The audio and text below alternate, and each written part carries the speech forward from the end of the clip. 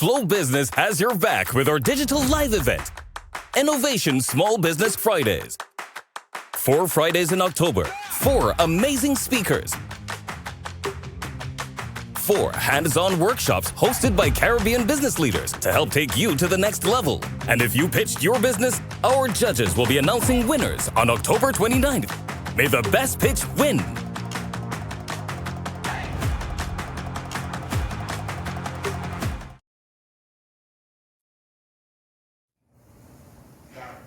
Good morning, ladies and gentlemen. Welcome to the final segment of InKnowvation Small Business Fridays, brought to you by BTC Business and Flow Business. This has been an amazing series, which actually started right here in the Bahamas during 2019.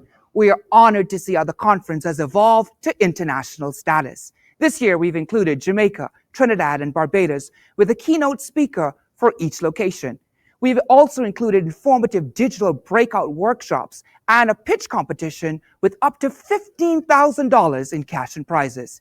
Today is going to be powerful, exciting, and insightful, as our keynote speaker is Natasha Mean, attorney, fashionista, and greatness coach. Natasha will share her nuggets of wisdom on how to start a new business venture post-COVID-19. We will announce the winners of our pitch competition. We're happy to announce that we have selected 6 finalists. Our finalists include small businesses from Trinidad, Jamaica, Barbados, and of course, the Bahamas. The finalists will be required to pitch their business ideas to our local and international judges. The judges will be tasked with selecting the first, second, and third place winners. Once again, a total of $15,000 in cash and prizes will be awarded to our winners this morning. So let's get started. Please help me welcome our B2B director, Mr. Andre Knowles. Thanks, Darren. Hi, everyone, and good morning to you, all the way from the 242. I can't believe we've reached the final day of our InKnowvation Small Business Fridays conference. I'm really happy to be a part of today's session, and I'm sure this will be just as awesome as our previous sessions in Barbados, Trinidad, and Jamaica. We've got a power-packed agenda today, and as you know, we're going to be hearing from Natasha Mean, who's better known as the Vogue attorney. Today, we also have 6 businesses, as Darren said, that have made it through to our final round of our innovation pitch. They're all vying to win this $15,000, and I'm really excited to find out who our top 3 will be. In the last 3 weeks, we've provided a wealth of training resources from international small business owners that we hope you found useful. We've covered a wide range of topics to help your businesses succeed. Topics including digital payments, establishing an online marketplace, marketing without breaking the bank, and how to use a website and social media platforms to showcase your business. All of this excellent material for all small and medium business-size businesses. BTC and Flow are here as your trusted allies to provide you with everything you need to manage a successful business in this digital age. So again, welcome, enjoy, and without further ado, I'll turn it back over to our host, who will introduce our keynote speaker. Thank you so much, Andre. But before we get to the keynote speaker, Andre, you spoke about the agenda for today. And indeed, we have an exciting agenda that you will see up on your screen. Of course, we talked about our keynote speaker. That is in the person of Natasha Mean. We're also going to be able to be introduced to our finalists. And the finalists in and of themselves have really worked hard out of the 230 plus applications to get here to this stage to be in the top. Once they get the opportunity now to pitch to the judges, we will be able to see the question and answer period from the judges, and you yourself will get the opportunity to actually be a part of our poll. So take a look at the poll that will be on your screen so that you can have your voice heard in the midst of all that's going on. We'll also hear from our SBDC, which is our Small Business Development Center locally here in the Bahamas, who really has some exciting news for us. And then, of course, we're going to close out this afternoon with our very own CEO, Mr. Andre Foster. Definitely 4 Fridays of power-packed information and business nuggets. But before I move any further, let's take a look at who our contestants are, or our finalists are, for this year's pitch competition.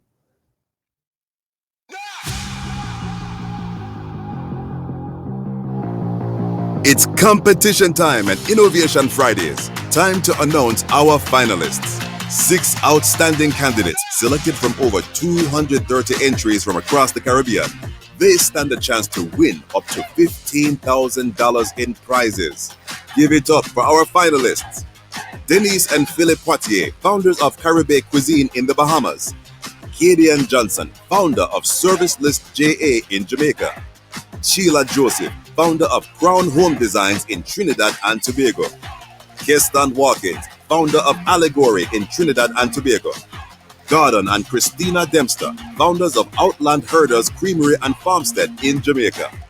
Kimberly Thompson, founder of Nutriology, the Health Box in Barbados. Soon, we'll find out who will take home first prize and the opportunity to really transform their business.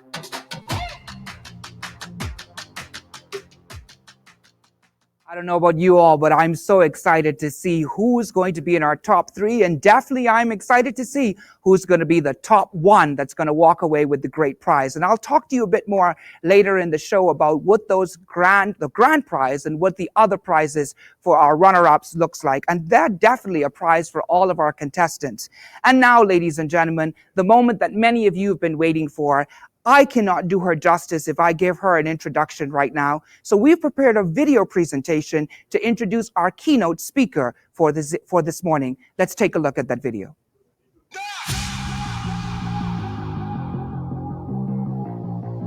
Introducing our keynote speaker, Natasha Main, storyteller, coach, motivational speaker, and attorney. Natasha embodies greatness. Known as the Vogue Attorney, she's the founder of a consulting firm that focuses on empowerment through greatness. A first-generation American of proud Jamaican descent, Natasha graduated with honors from the State University of New York at Binghamton. She also holds a Juris Doctorate from the University of Florida College of Law while collecting many prestigious awards. Give it up for Natasha. Hello, how are you? Thank you so much for that beautiful, beautiful introduction. Today is a fabulous day, and I always want to start my mornings with saying, thank you, God, for giving me breath to live another day. Now, one of the very important things that I wanted to mention is that today is just not another day. Today is another day to make our dreams come true. I always start in the mornings by saying, I am a miracle magnet, and thank you, God, for all the miracles that you are going to bestow on me. Truly, I was very honored to be chosen as the keynote speaker here today because I am actually the embodiment of starting a new business post-COVID. Many of you that know me from Instagram or social media, in fact, you have learned of me because of the digital age. And I'm here to tell you all, anyone that has a cell phone in this digital age, you have the capacity to be a billionaire.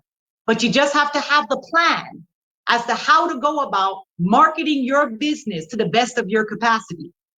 Now, I want you all to understand the importance of making sure that you understand brick and mortar businesses nowadays are pretty much obsolete, or they're going to be obsolete.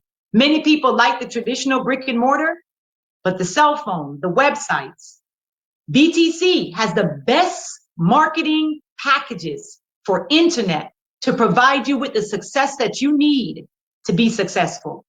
Also, in their business packages, they're helping you with the website.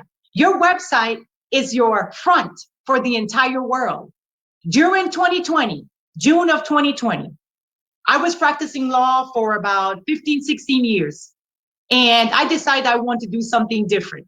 As you all know, law is extremely stressful. I'm a litigator. I've been litigating for a very long time. And I wanted to start something else. And I wanted to make sure that I began to truly, truly live out my dreams and understand that God has me here for a purpose. So I started Natasha Main Inc. And I started it again with my cell phone, And I've marketed, I've sold myself on every social media network.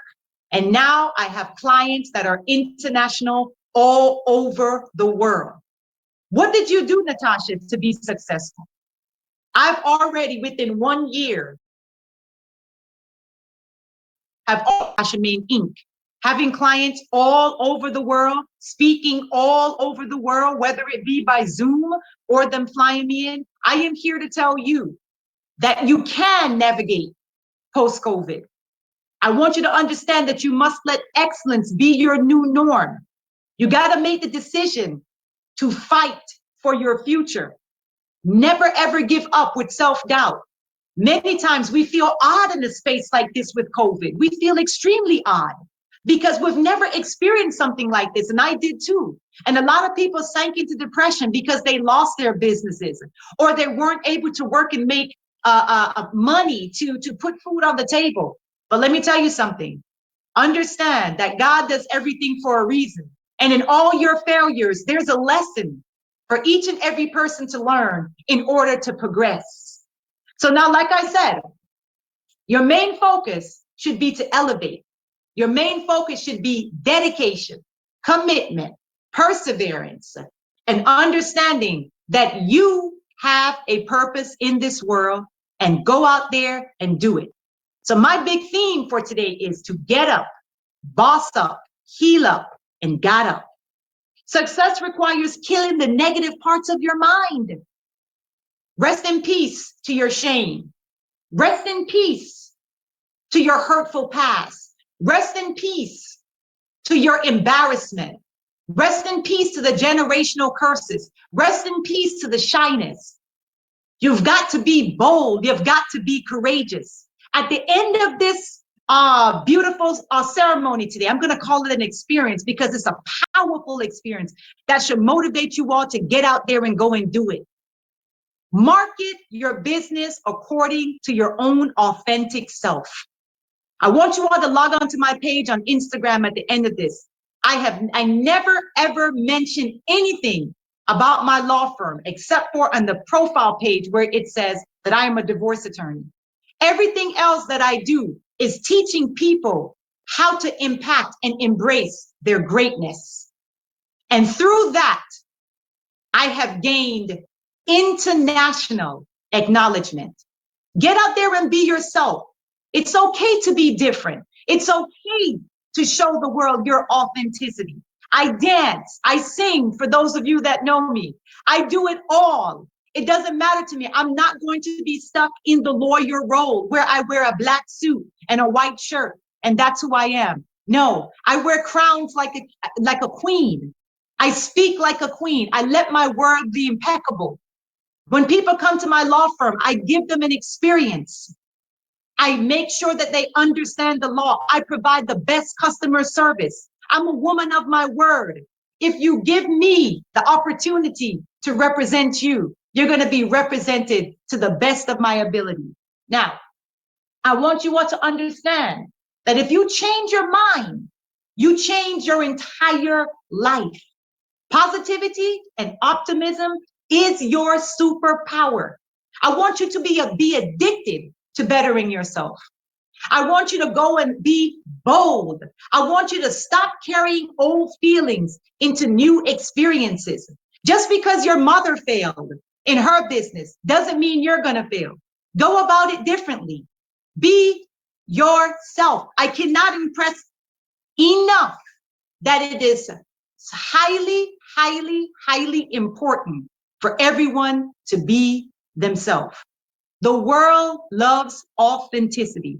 And that was one of the most beautiful moments of my life when I realized that if I was myself, because when I first graduated from law school, I wanted to assimilate.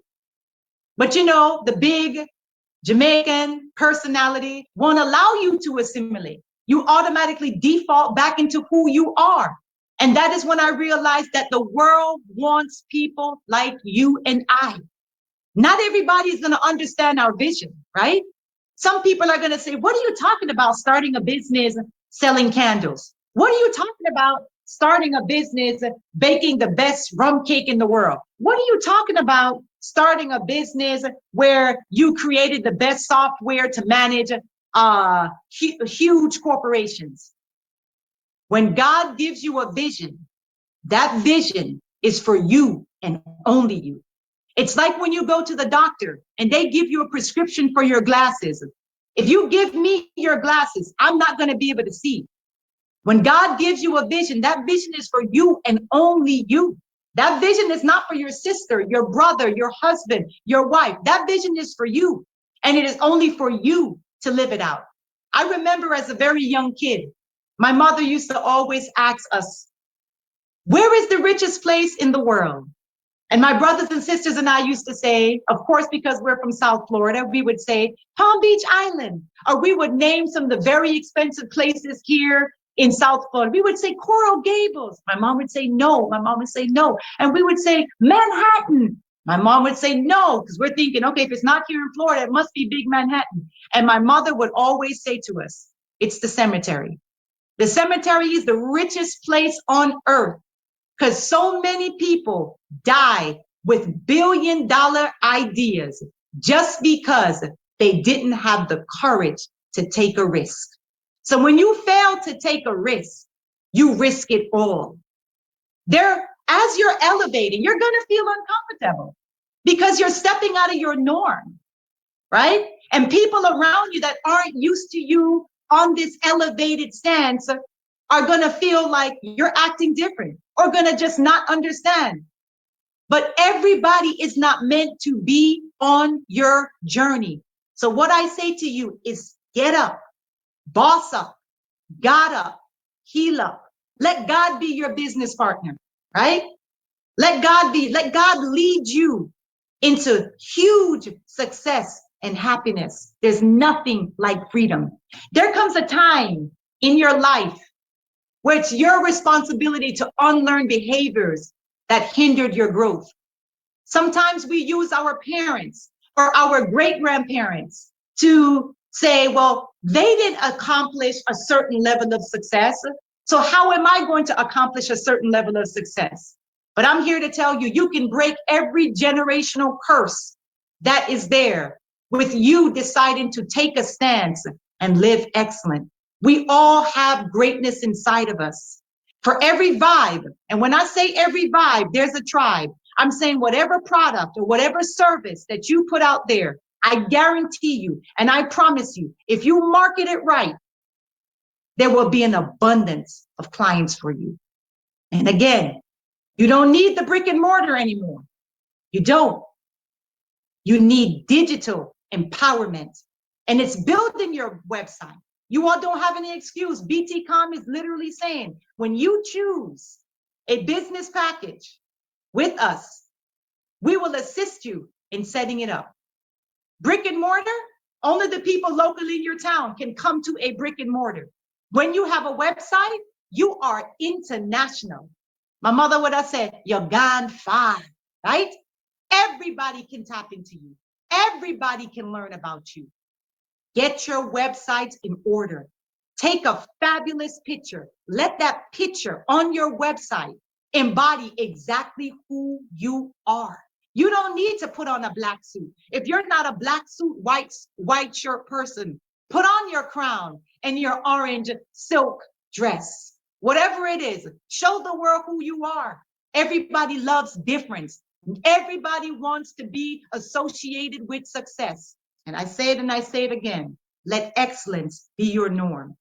The best way to gain clients is by doing excellent work and word of mouth. That is how I've built a fortune. Understand that nobody can unseat you. I love that word. No one can unseat you from a place that God has prepared for you.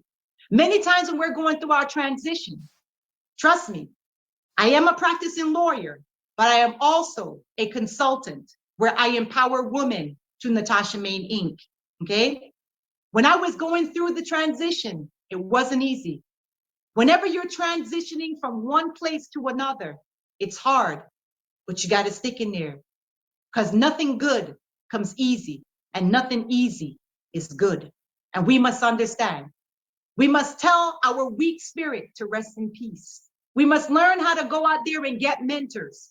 Find people outside of your circle that are successful and go and learn from them.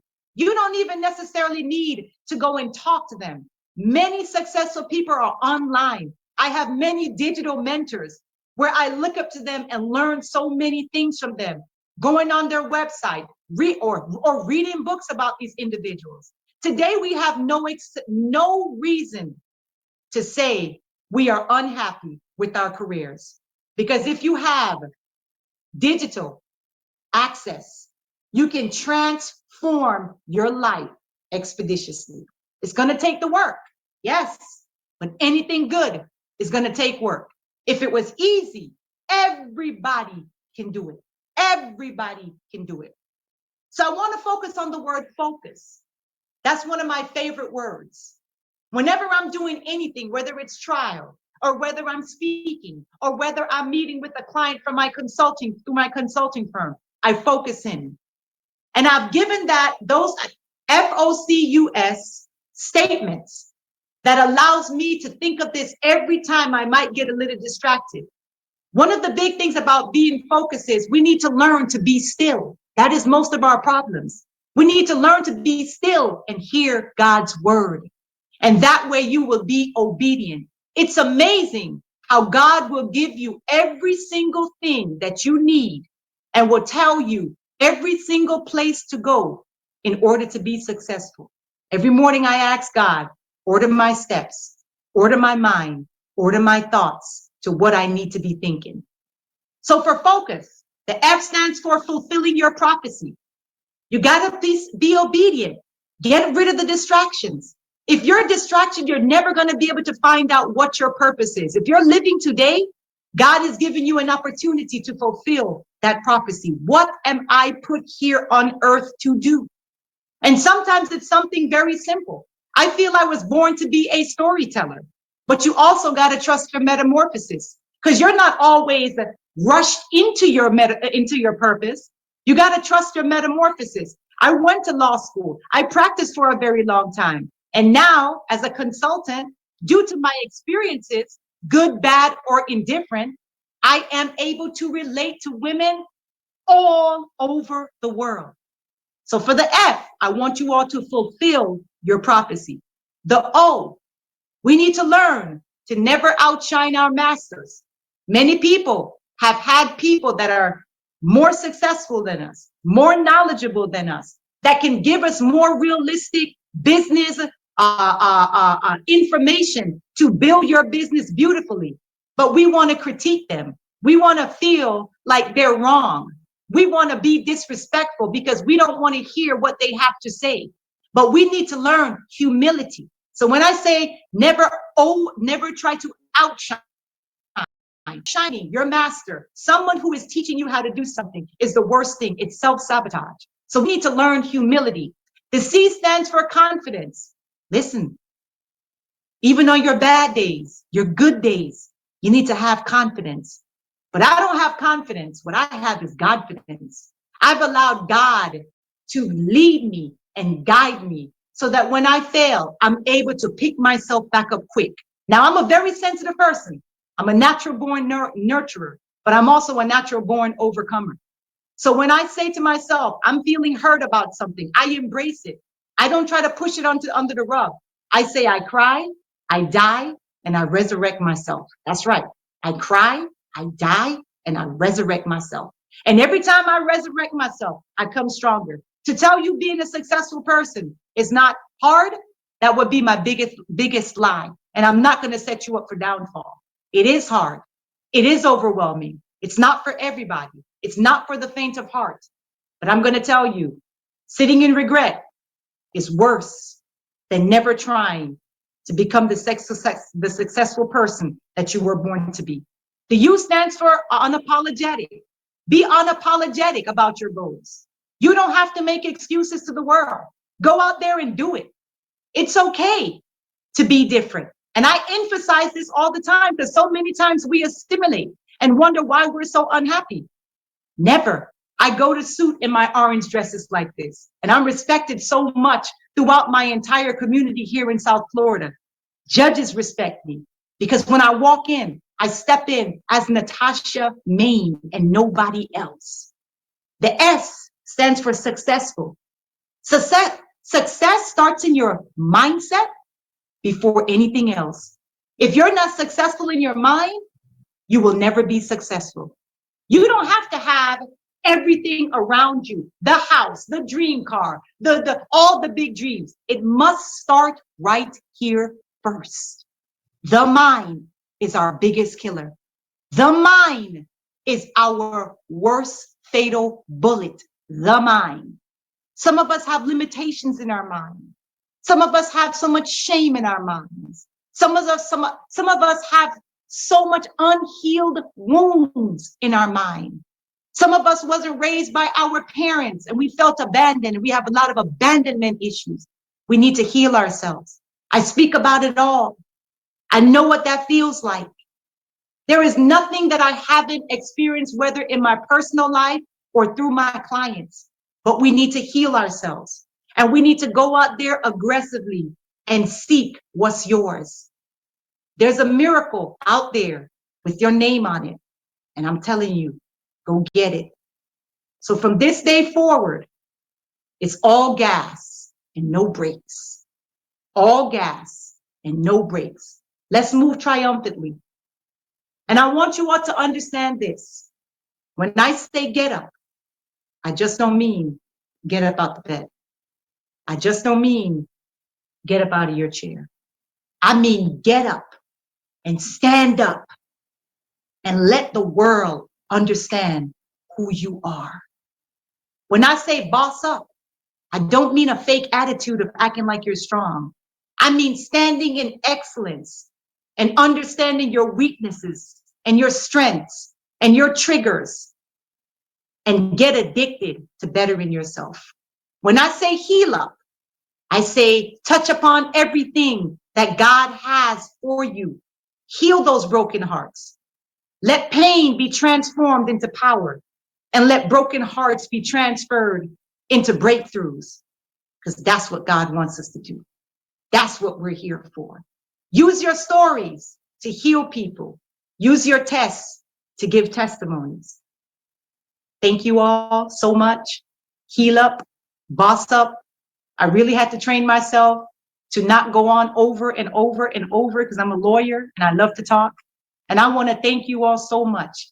I want you all to repeat every day to yourselves, victory is mine, no matter where you are today. If I could do it, I'm first generation American. My parents had nobody here in South Florida to introduce me to.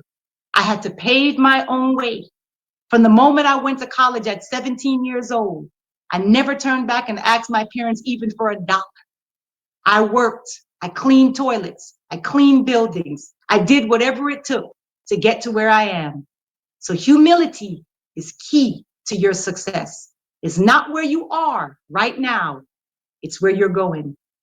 God loves you and he wants you to live authentically and abundantly. Thank you all. Thank you so much, Natasha. First of all, let me tell you, I am one of your Instagram followers, and sometimes I watch your videos, and I watch your videos to get me ready for the workday. So I know that our virtual audience, you're out there. Listen, all gas, no brakes. I cry, I die, and I resurrect myself. Drop your questions in the chat. But let me tell you something. I want to ask you one question. There are some individuals who are listening right now. They've made every single excuse why they've not extended their business or why they have not started that business. And you often hear, I don't have the capital. I don't have the support. I don't know what my next step is, or I'm not technologically savvy. And I like what you said. You know, I want to know, what do you suggest to those individuals? What would you advise to them? Because what hit home for me today is every vibe has a tribe. So what do you tell those individuals who are sitting there and they are simply being comfortable with just existing and not really bossing up? Listen, that's laziness, okay? That's procrastination. That's excuses. There's no excuse for that. You have a company like BTCom, let's keep it real, right? That is offering, if you take our package, we will set up a digital marketplace storefront for you, right? They are helping you with your website. So therefore, what is your excuse? There's no excuse, okay? All you have to do, They're teaching you how to market on a budget. There's no excuse whatsoever. If you have a cell phone, snap a picture with your cell phone. There's absolutely no excuse for anybody to say they lack anything in this day and age. Nothing. And if you can't afford to have internet, I'm sorry, you're not ready for business. It's as simple as that. But you go to a company like BTCom that is specifically saying, listen, you do a deal with us, we will set up your website for you. We will give you storage for 1 year. That's all you need. Nobody can tell me they need anything else. That is how I started my company in June 2022, my marketing company, where I empower and heal women all over the world with just a cell phone. I do not have anything else for that marketing company. And I've already made in a year over $500,000. So that is excuses. And many people live in excuses and many people are miserable. But hey, seminars like this will teach you if you want to live a mediocre life, that's on you. But remember, regret is a pain that will last forever. You know, it's interesting because first of all, I want to commend you on the crown, Natasha, because I'll tell you, people often ask me why I wear this crystal on my chest. And I tell them, you know, this signifies the power that I wear on my chest because it gives me the authority. If I go without it, I feel kind of empty. I feel kind of left out of something. So now I know the significance of your crown, and now you know the significance of my lapel piece. But there's a wonderful question I have here from Rain Thompson. It says, good morning, Ms. Myers. You are beautiful. How can you keep your dignity when you are at the lowest peak? What are some things that I could do? There's another question that I think really combines, and that's from Monica. It says, thank you for your motivation. My question is, how do you keep so positive even when you face failure? I think those questions are interconnected, so I wanted to throw both of those at you, and I'll turn it over to you for your response. Thank you. Failure is real. Pain is real. Hurt is real. But guess what? You embrace it temporarily. And you learn the lessons as to why you failed. And you learn the lessons as to why you're hurt and why you're in pain. But you can't stay there. You got to get up. Listen, don't let 24 hours pass and you stay in a dark place. Life is not easy. Me being a lawyer, an inner city kid, an inner city poor kid, and let me add that, an inner city poor kid, deciding that I was going to be a lawyer. And once I became a lawyer, I decided that I was going to be, I wanted to be an international consultant for women, right? Was it easy? Absolutely not. Did I embrace downfall? Absolutely. There were many nights I cried. But as the sun rises in the morning, so did Natasha Main. Because I already know that there's a prosperous life at the end of the road. I'm not going to get stuck. As I said during my speech, positivity and optimism is our superpower. And we got to understand life is up and down, but you have to learn how to navigate it. You got to learn how to navigate through this dark period of COVID. But through the dark period of COVID, I saw the light. And I saw that I could just use this and build a website, right? And make lots of money. You can't expect life to be given to you on a platter. We need to abolish that mentality of thinking that if somebody is going to come and give you something on a golden platter. Get rid of that mentality. Get rid of the Disney World life where we lived happily ever after. There's so much that goes into happily ever after. But we want to romanticize success because what happens is everybody comes on internet and everybody only talks about the glory and not the story.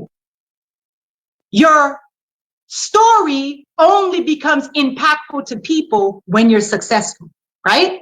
That is why I consistently give people a realistic journey of what success looks like. Every chapter is not light. There are darknesses. There's probably more dark than light.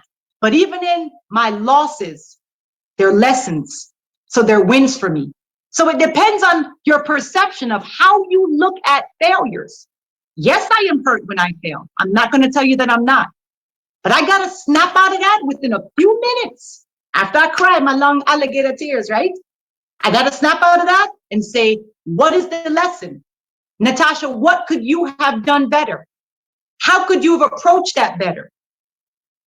How could I have maybe marketed this better?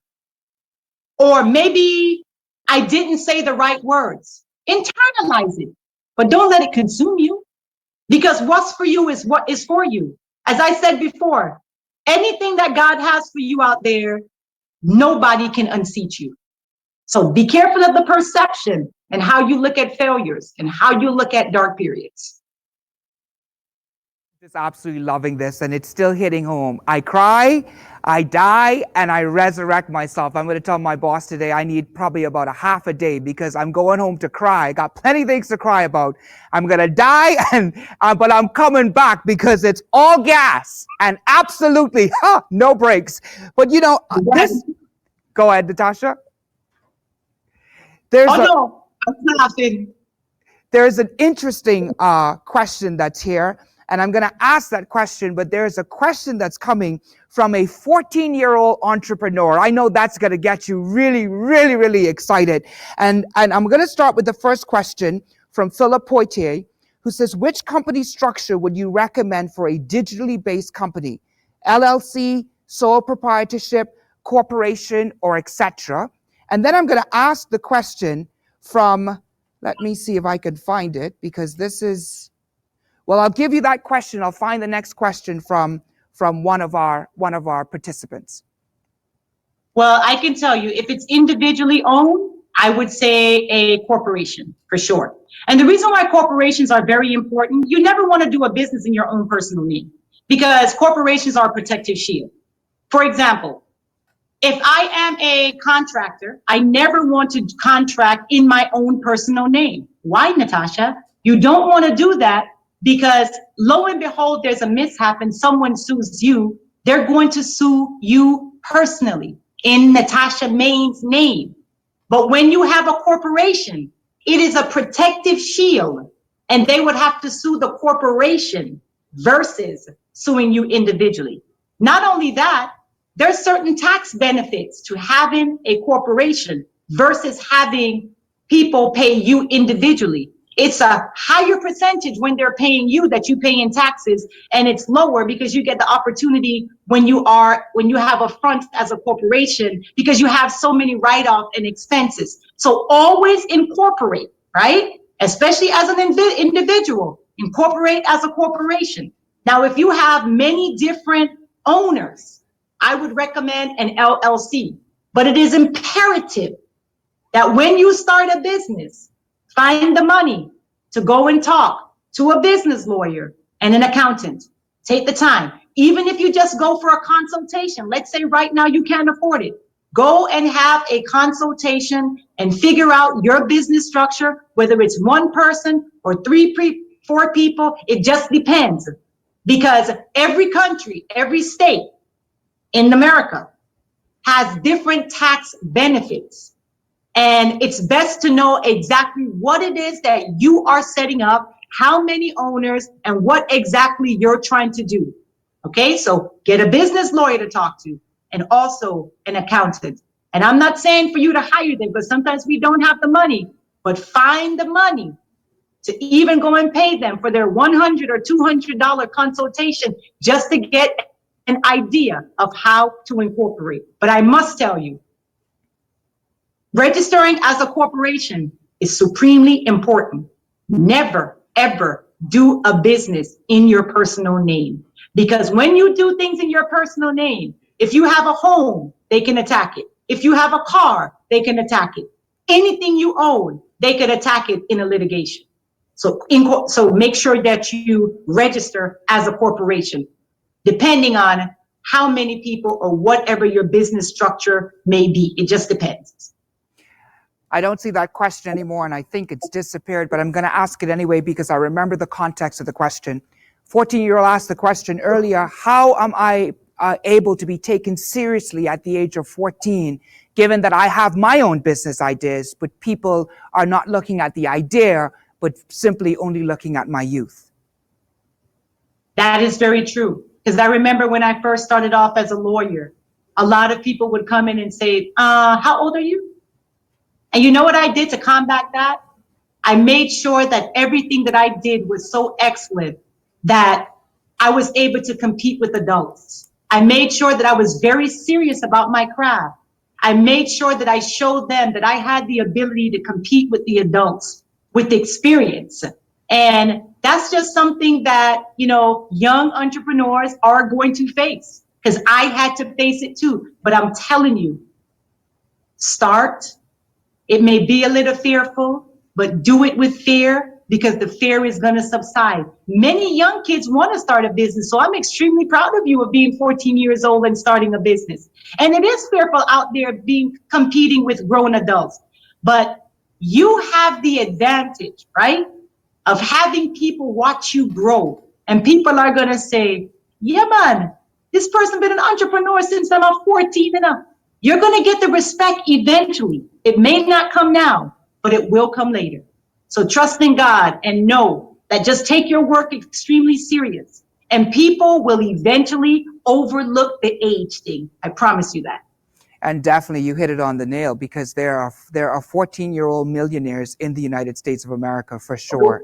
Yes. Oh, yes. So I have a comment here. It says, I think I'm hearing myself through this queen. I'm on the right track. I cry, I die, but I'm coming back stronger and wiser. That's from Alicia Ann Roxbury. And of course, we have a question from Bella.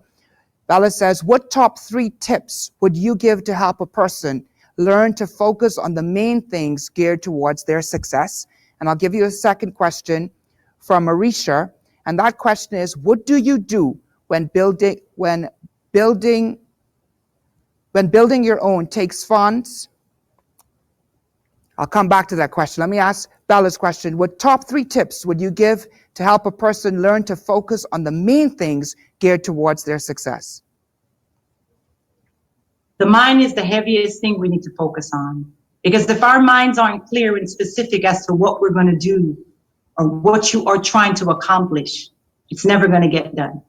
So once you clear up the mental part about what it is you are trying to accomplish, the second part is setting up your business and understanding that in order to be competitive, you must embrace excellence. Excellence is the new norm now. And if you're not excellent at what it is that you do, you're going to fall by the wayside. Even if you fail while being excellent, eventually you're going to find your place. And if people say, but I'm so good at what I do and I'm still not reaching where I want to reach, keep going. Rome wasn't built in one day. And we need to stop thinking that, success must come overnight. That's not true. It takes years. I graduated from law school 2001. I've been practicing for a very, very, very long time. It didn't happen overnight. But we get stuck in the microwave age where we want everything to happen so quickly. So it's clean your mindset, be organized, perform excellence, and you've got to market yourself like a beast. Nobody's going to know you if you sit in your 4 walls in your office. Nobody's going to know you if you sit in your house. I said it already. This phone, right? I want you all to understand this phone is key. A computer is key. The digital world is the best world for us. It's not like when our parents were born, right? We don't have any excuses. So fix your mind. Clear up what exactly it is that you want to do. Organize yourself to be the best at what it is. Let that be your competitive edge. And market yourself like a beast. And do it creatively. And I'm telling you, when I say creatively, stand out. You all have probably never seen a lawyer that sings and dances and do all that kind of stuff. But I am going to be me.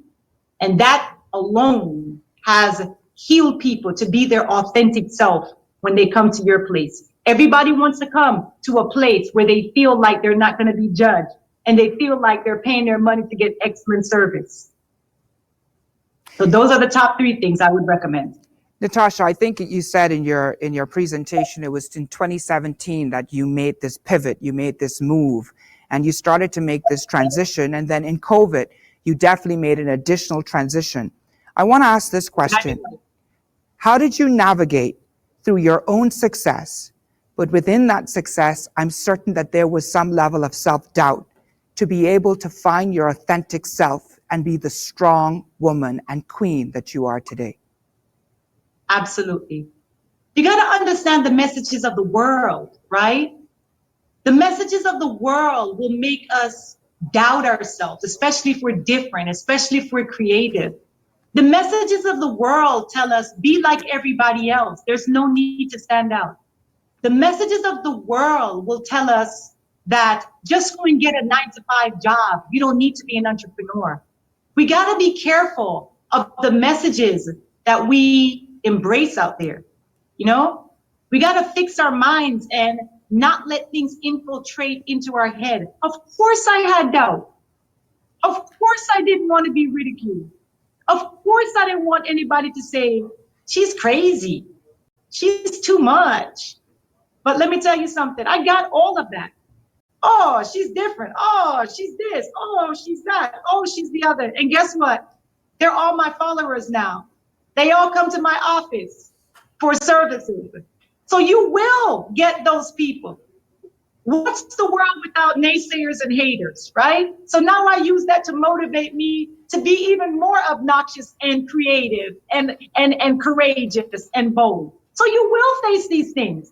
I told you, success is not for the weak of mind. It's not. And if you're weak, you're not going to pass the threshold. But you got to focus on the fact that you want to live a life abundantly. Thank you so much, Natasha. We are out of time, but I'm going to give you an opportunity to just give some final words. I'm so excited to really spend this time with you. And it's just, I'm lost for words to have the opportunity to interview you after the great work that you've been doing on social media and all the encouragement that you've given so many people. I walk away with the words, all gas and no brakes. So I'll give you this opportunity to do your thing with all gas and no brakes in your final words.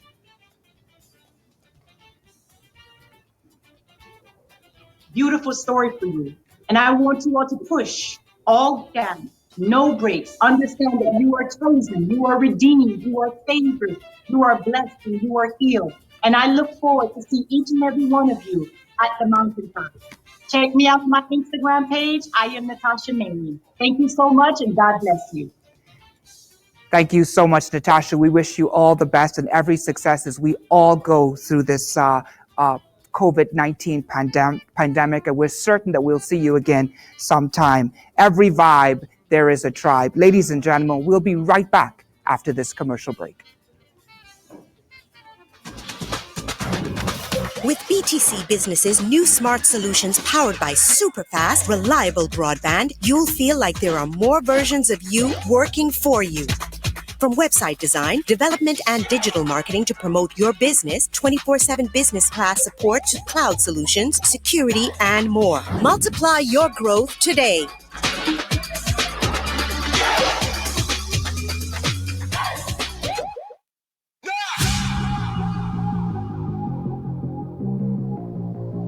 Join us today as we speak to Clayton Williams, the branch service manager for the Caribbean Elevator Company Limited, and Omar Messia of Advanced MRI Bahamas and Open MRI of the Bahamas. Please give them a warm welcome. Thank you so much, ladies and gentlemen. We're back with Clayton and Omar. I mean, this is going to be an exciting discussion for us. We've had some talks backstage, but I'm going to start off with you, Clayton. Of course, the pandemic has impacted many businesses worldwide. How have you been able to pivot in your business, and what advice would you give other small business owners who found themselves in the same position? Well, in a situation even with COVID, I would say strategize. You have to be strategic in your approach and how you do things. Even with COVID and the way in which we do things, even in the Caribbean, even in the Bahamas, we got to think outside of the box. So COVID came in and we were so designed to doing things just by pushing paper. So we have now moved just from only not just paper, but more to a digital platform. So I would say as a business, you would want to strategize and think outside of the box, not do the normal, but be different and unique. Excellent. I'm a claustrophobic, Omar. We talked about this and we've heard about MRIs. I've been around the business of CAT scans, and I want to know, like, as a young man coming into business, how did you decide to go into that particular type of business venture? It was different. It was different. My father, he's into photography, and it was just a natural fit in going into radiology. And I just bloomed from there. I started off in X-ray, and then I went into MRI business, and I've been there ever since. It's been almost 30 years now. It's challenging, but I really love my work. And not only is it challenging, I imagine it's an expensive business, right, to be involved in. Yes, it is. The machine itself. And so I want to know, how were you able to make those steps today to kind of be successful? Like, what are some of the challenges that you face, going into that particular business? And you smiled the minute I said challenges. And what advice would you give some of our business owners around the Caribbean who are listening today? I don't want to go into the challenges because that's a question that keeps me up at night a lot. The challenges continue, the challenges right? always continue, but you have to persevere through those challenges. Just push through it. You got to find a way around whatever challenges are there. You got to keep going and push yourself. Just figure it out. Figure out there's always another avenue to go. Natasha said it good. When you hit the challenges, you got to cry, you got to die, and you got to resurrect. She was very, very good. She's right. She's right. She's right. She's right. And not even in small business, just in life itself, right? And talking about crying and dying and resurrecting yourself. I mean, Clayton, how has your company been able to maneuver, the business during this pandemic? I'll go back to saying, strategizing and being innovative. So as you can imagine with COVID now, we have now adapted a way where we encourage our customers and our clients to sanitize their business. So we have taken an approach where we have either come with a digital system. We're putting in a digital system where as customers, you can actually request service. You can use a mobile app. So during this time now, we are finding a different approach now, how we want to do business in the elevator industry. Rather than just presenting you with a paper, but we have kind of implemented new software, new systems that would help to make your vertical transportation experience much easier and much better. I love it. I was saying, Omar, your transportation is horizontal, right. and his transportation is vertical, Yeah. Right? But I want to ask this one question to you. Technology is important. Absolutely. And in technology, we talked about this backstage, but I want to know, what is the two things that you've done to sustain this business throughout the last 2 years? So to sustain this business, it takes the customer driven to sustain this business. And sustaining it, communication is key. So with BTC in itself, and now that we have the fiber optic, it is helping us in a way that where we communicate effectively with our customers. We now have a callback system where you can call us direct. So rather than just you sending an email, you can call us and we can get somebody out to your building or to you. And sustaining it in itself, like I say, we have learned to be innovative right now. Correct. Correct. And it's all about that good LTE connection. Absolutely. And Omar, we talked yesterday when we were having a conversation, and you were talking about the fiber technology and how impactful that's been. I want to hear more about that, because we have so many people listening that don't know that there is better and there is best that's right here with us. Public, get the fiber. It is very, very fast. It is essential to doing business. There's no buffering. It's just quick, fast. With our business, we transfer images, and they take up a lot of data. It is seamless, very fast network.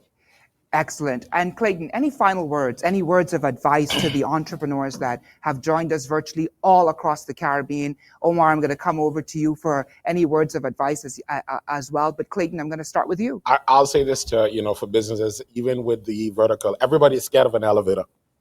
Just know that elevator is safe You have nothing to worry about. There's enough breaks to make sure that, I know we talked about it, Mr. Nerga, but it's very safe. But as a business, I would say you always think outside of the box. Don't do the normal thing. Be creative.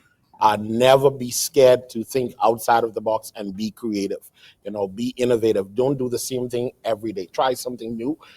You'll be surprised with the response in which you get. Excellent. So Omar, we're going to pop over to you. What advice? I mean, this isn't a business that you see everywhere. It's a business that requires a lot of technology, a lot of startup. What advice do you give that young entrepreneur, that wise entrepreneur, everyone who's listening about sustaining their business or starting their business? I'm going to piggyback with Natasha because she was 100% correct. Pursue your dream and be excellent at your craft. Do your best all the time. You never know who's watching, and believe me, it's not going to come right away, but you will see the benefits of your sacrifices down the road. Do your best. Excellent. I want to say thank you so much to see two very vibrant young men that is just absolutely making it. You are doing exactly what Natasha said. You are all gas, no brakes. Yeah. But when you go home, make certain that you look at the challenges that you've experienced, and we're going to cry, die, and resurrect ourselves. Absolutely. Ladies and gentlemen, we will be right back after this commercial break. With BTC Business's new smart solutions powered by super fast, reliable broadband, you'll feel like there are more versions of you working for you. From website design, development, and digital marketing to promote your business, 24/7 business class support to cloud solutions, security, and more. Multiply your growth today.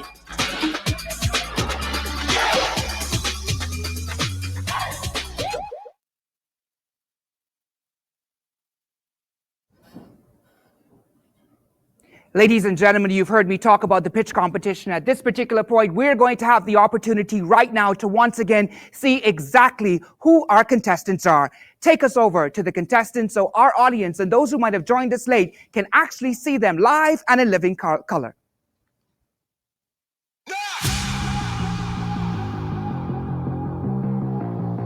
It's competition time at Innovation Fridays. Time to announce our finalists. 6 outstanding candidates selected from over 230 entries from across the Caribbean. They stand a chance to win up to $15,000 in prizes. Give it up for our finalists. Denise and Philip Poitier, founders of Caribbean Cuisine in the Bahamas. Kadian Johnson, founder of Service List JA in Jamaica. Sheila Joseph, founder of Crown Home Designs in Trinidad and Tobago. Keston Watkins, founder of Allegory in Trinidad and Tobago. Gordon and Christina Dempster, founders of Outland Herders Creamery and Farmstead in Jamaica. Kimberly Thompson, founder of Nutriology, the Health Box in Barbados. Soon, we'll find out who will take home first prize and the opportunity to really transform their business.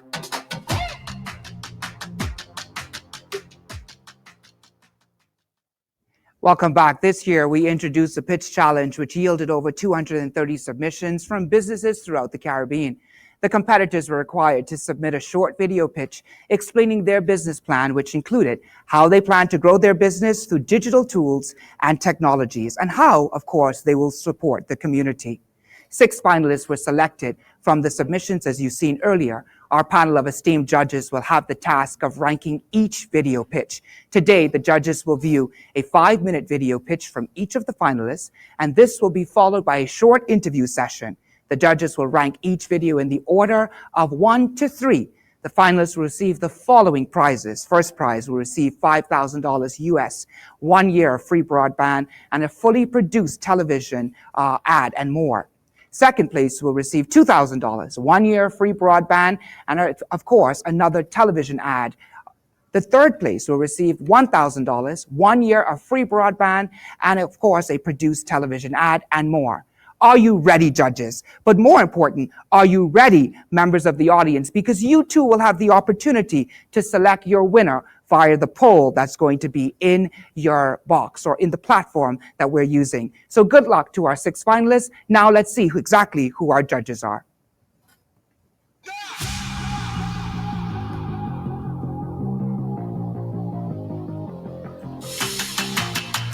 It's an honor for us to introduce our competition judges. Nicholas Collette, Chief Commercial Officer, B2B on C&W Business. Andre Foster, CEO, BTC and C&W Business. Nolly Moses, CEO of Pan Media. Walden Russell, CEO, Bahamas Chamber of Commerce and Employers Confederation. Tennille Simmons, Head of Small and Medium Business Bahamas. Please extend a warm welcome to our innovation judges.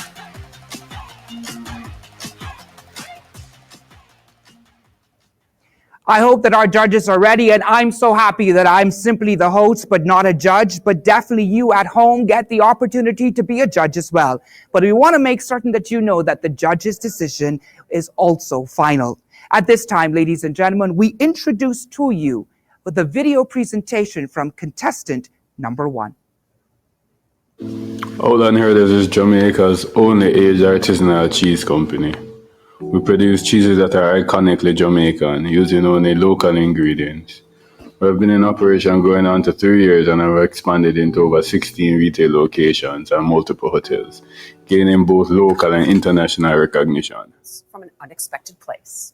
Jamaican cheeses. When you talk about making cheese, you don't want it to just stay in Jamaica. No. You want to offer it to the world. Yeah, wherever the cheese actually comes from, it's just so close to the land, the identity. You can't separate the cheese from where it is from.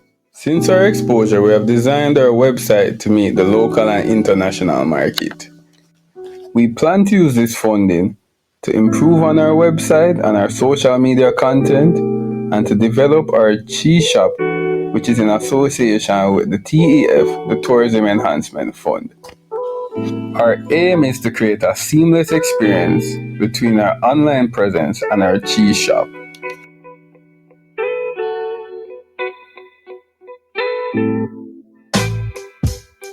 Our cheese shop will help to create employment for persons in and around Falmouth, as well as help to build the community and improve the tourism market in Trelawney and Jamaica at large. We look forward to working with Flo to bring greater innovation to Jamaica.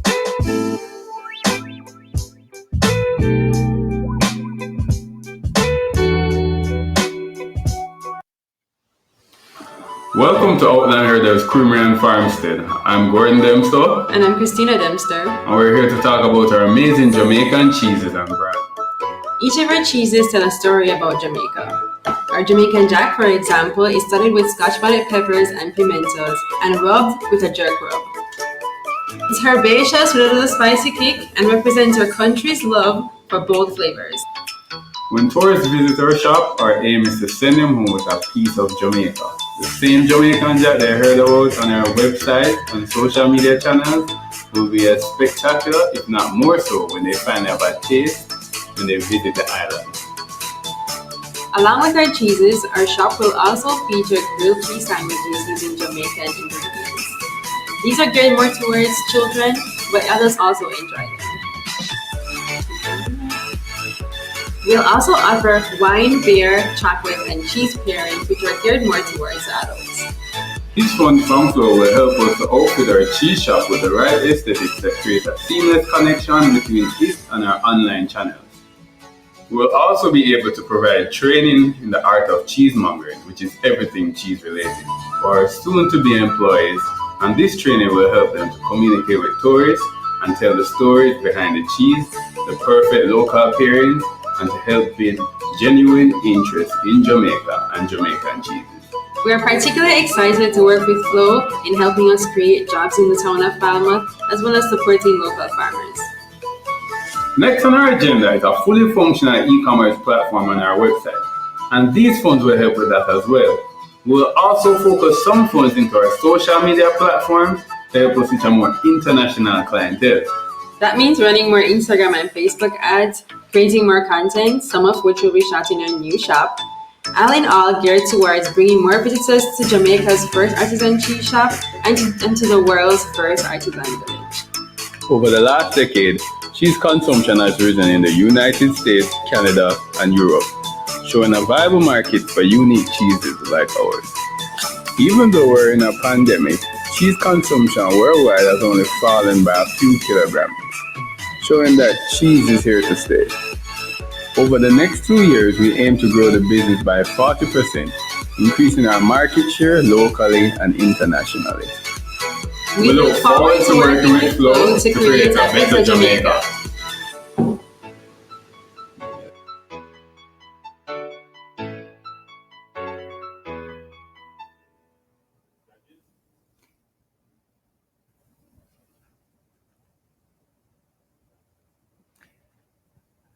Good morning, herders. That was an excellent presentation, and I certainly enjoy eating cheese, and the idea of eating Jamaican cheese fascinates me. I'm curious about one or two things, and that is, who's your market? What is the target market, and what is the size of that market? Our target market is local tourists. So that's anywhere that cheese is consumed worldwide. So that's Europe, Canada, the States, Jamaica, and also persons coming to visit. The market size is in the billions, actually, because everybody's familiar with cheese. Everybody, from your burgers to your pizzas, you're consuming cheese all the time. So it's a very wide group of people. So, yeah. Thank you. Just a question from me here. Hi, Nicholas here from Cable & Wireless.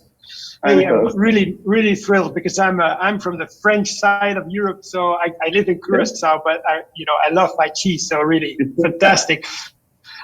So Warren, Christina, what are your sales trends, and what are your possible hurdles that you still see in the coming years? Well, I guess we can start from COVID. Before COVID, we were focusing on hotels and doing larger sales. But when COVID came around, we had to pivot, and then we started to retail. So that's what we did at the time. That was about March, where we expanded into over 6. March last year. March last year, when we expanded into additional retails by just doing the groundwork, meeting new people, and exposing them and giving them the history of the dairy sector in Jamaica, which was ravaged in the 70s by imports. So things like that kind of brought the communities together, persons who want to support local. Yeah, and really what it is that we are now forced to embrace what we have locally. Cheese imports have slowed worldwide, and so more persons have become more exposed to our local cheeses here, and more persons are in turn supporting the dairy industry, albeit indirectly, but supporting our local farmers here, and that's really amazing as well. Thank you. I have a question Hi, Gordon. Sorry if I could. Just as far as your current split of revenue between international and domestic, what does that look like? And how do you scale that as your product becomes a lot more world-renowned? I kind of missed that. You were pretty low there at the start. Can you repeat? So the question is around your production quality as you get bigger. How do you see the split of your revenue between international and domestic?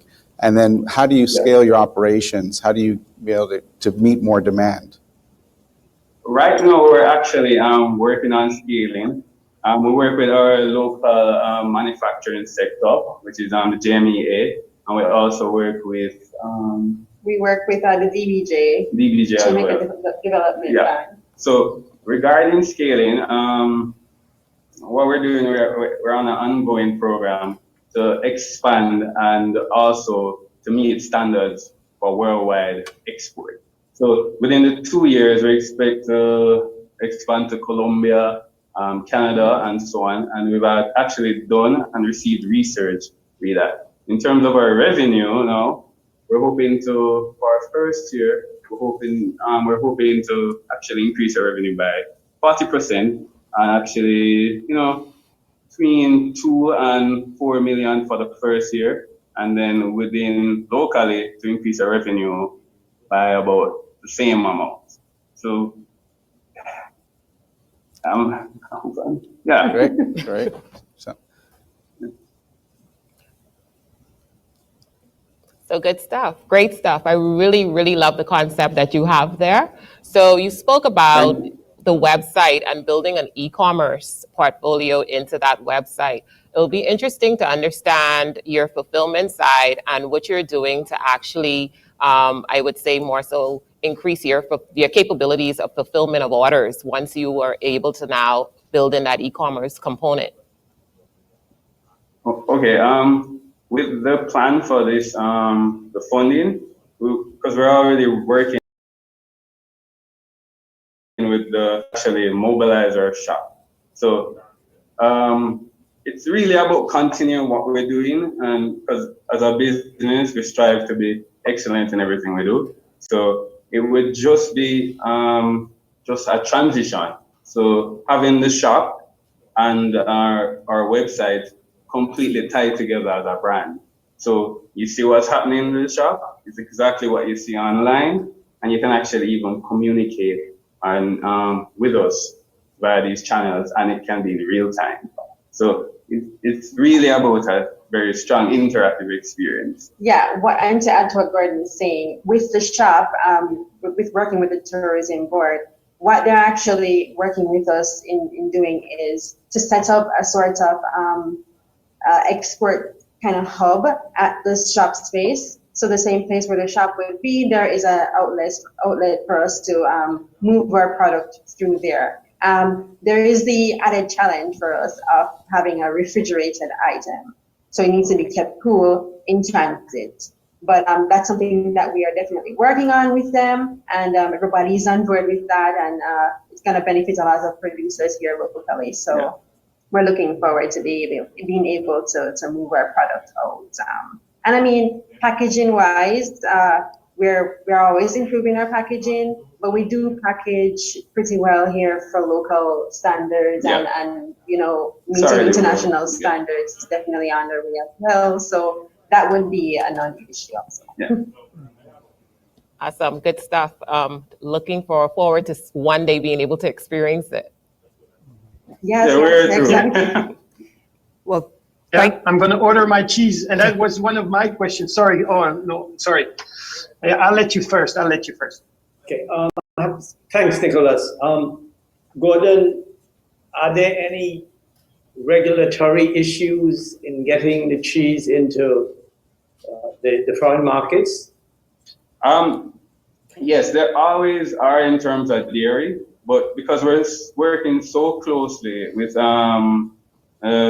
we're working so closely with the TEF, the Manufacturing Association, our Bureau of Standards, we have the information required, and we're actually working on the setup to meet these particular needs and so on. So our facility, which the gentleman not mentioned in the pitch, is being actually designed right now to meet redesigned to meet all the criteria for the international market. So that includes testing, packaging, even the way that we code our products. So all of that is actually underway. So we're actually in the middle of that entire process right now. Now that you mentioned facilities, can I ask why you didn't choose to show the process? Oh, we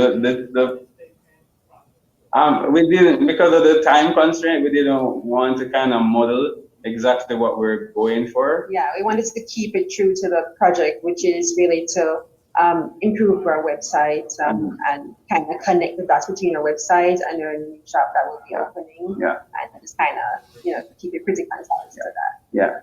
And my final question, Gordon, is of the foreign markets, which one seems to be holding most potential at the moment? Right now, we can speak about COVID. So I guess right now for us, our strongest market is our retail position.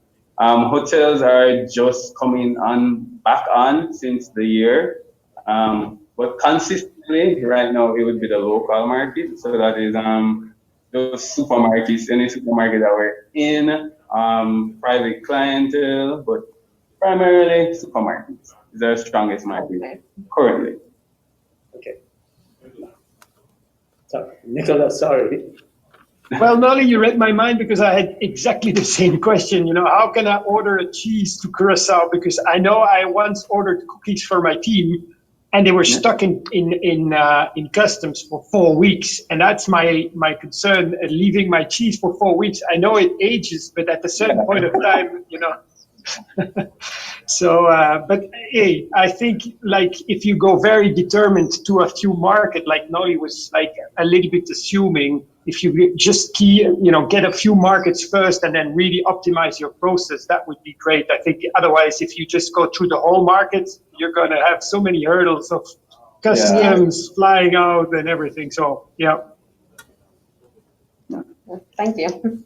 Thank you. I know that one thing I'm going to do, and I hope I get my pronunciation correct, is that I'm going to order my charcuterie board, the cheese board in and of itself. If that's the incorrect pronunciation, I have no embarrassment about that. Thank you so much, Gordon and Christina. And we're now going to go to our second finalist, Katie and Johnson, Jamaica Service List JA. Let's see the video introduction for this finalist. Stephanie! Hey Sandra, what's up? Girl, I need a photographer from yesterday. Everyone at our phone has been booked out. Girl, don't you know you can get all that information online real time in just one click? Really? Come, let me show you. All you need to do is go to servicelistja.com, scroll to the category, select the category, search, and then pick what you want.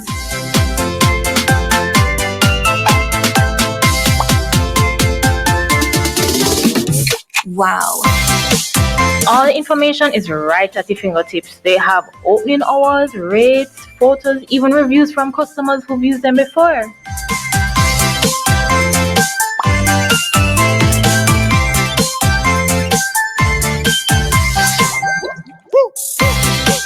Service List JA, where accessing a service is a click away.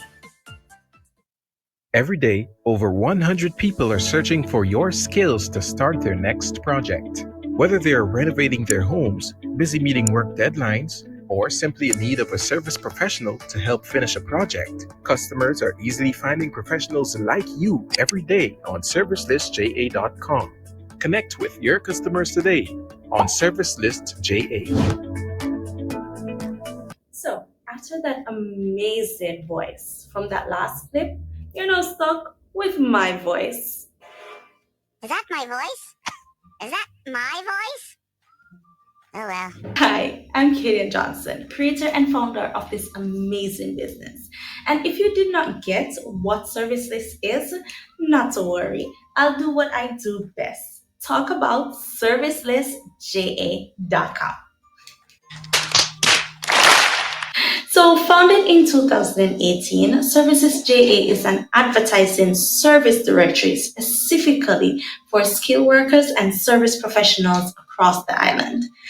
We aim to make it easier for customers to find these professionals. And in a way to do that, we created this easy-to-use platform where customers can simply browse through our categories, find a professional in that category, review their reviews, review their information, what they're about, their pricing list, and then make contact. And they can even make contact right from their profile using the WhatsApp feature that we have. So we do know that we're a small registered business in Jamaica, but we do have plans to grow throughout the Caribbean and beyond. And to do this, we will go through brand awareness. I mean, persons can't use your business if they don't know about your business, right? Our goal is to increase our website traffic through brand awareness. That is our main focus right now. Because let's face it, customers can't use your business if they don't know about your business. Customers can't use our easy-to-use platform if they don't know about our platform. And customers can't use these service professionals if they don't know that they exist. So, being an advertising directory, we are without a doubt up against some big competitions. But we're not scared. Why? We've done our homework. We've done our homework and we've realized that there is a disconnect between the service community and customers. Customers really find it hard to find the skilled workers, especially here in Jamaica. Our customers are very unique. So we have two types of customers. We have our direct customers and we have our indirect customers. So customers A definitely impact our revenue because our system is a subscription base. These are our businesses, our skilled workers, our individuals who offer a service and want to advertise to potential customers. And then we have customers B, who are our general customers. These are customers for our customers. When these customers come to our website, it increases the possibility of them selecting one of our listed service professionals. And when our service professionals get jobs, they will then go another month in subscription. So the question have been asked, how would we use this investment? Simply, brand awareness, letting the world know about us, letting Jamaicans know that we exist. Services JA is here to stay. So within the next 2 years, we aim to grow our business to our first $10 million. And I know that we can do that because service professionals need this. Customers need this. We are opening a community for persons to start their own business. That helps the economy. And not just that, we also help customers to improve their business. Business can be improved through how they collect payments, and that's where the banks comes in. So the bank will then offer their swiping devices to accept payments, and with the swiping devices, you're going to need internet connection, and that's where flow comes in. So it's a ripple effect throughout so many avenues. Our business is amazing. And I'm not just saying that because I'm the owner and the founder. I'm saying that because it has so much potential. I aim to help people to make opportunity, to create opportunity for themselves. And I know that with Services JA, you can use what you already have. You can use your talent. You can use your skill to get that financial freedom that you so desperately need. But that comes with a lot of hard work. So I thank you guys for your time and I thank you for choosing me. I'm happy to be a part of the top 5 and do enjoy the rest of your day. Happy Friday! Wow, Katie, and that was a great presentation of Serviceless JA. We're really excited to hear more about your business. One of the first questions I have for you, though, is you talk about competition and the type of competition you have. So what do you feel is your competition against your local marketplace? All right, so currently my competition is our well-known, amazing business as well, Yellow Pages. Yellow Pages dominate the field as it relates to where persons can go to find businesses. But I think that we're a bit unique, or we are unique. So we do not just list business, and we're not just an advertising listing directory.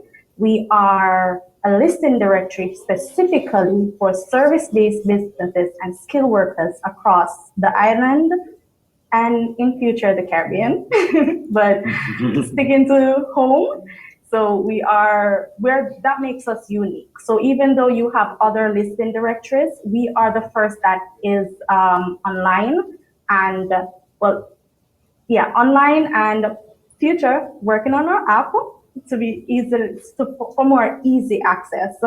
And we're not just on platform where you just list. We provide coaching, we provide information. So we educate these service professionals or skilled workers on how they can elevate their business, how they can grow their business. Because what we find is that skilled workers or in the skill field, some persons have started 10, 15 years ago and they're at the same place or even a little bit above where they started, and we want to change that. Great answer. Great very nice. Oh, sorry. Great to meet you, Katie. Sorry for that, Nick.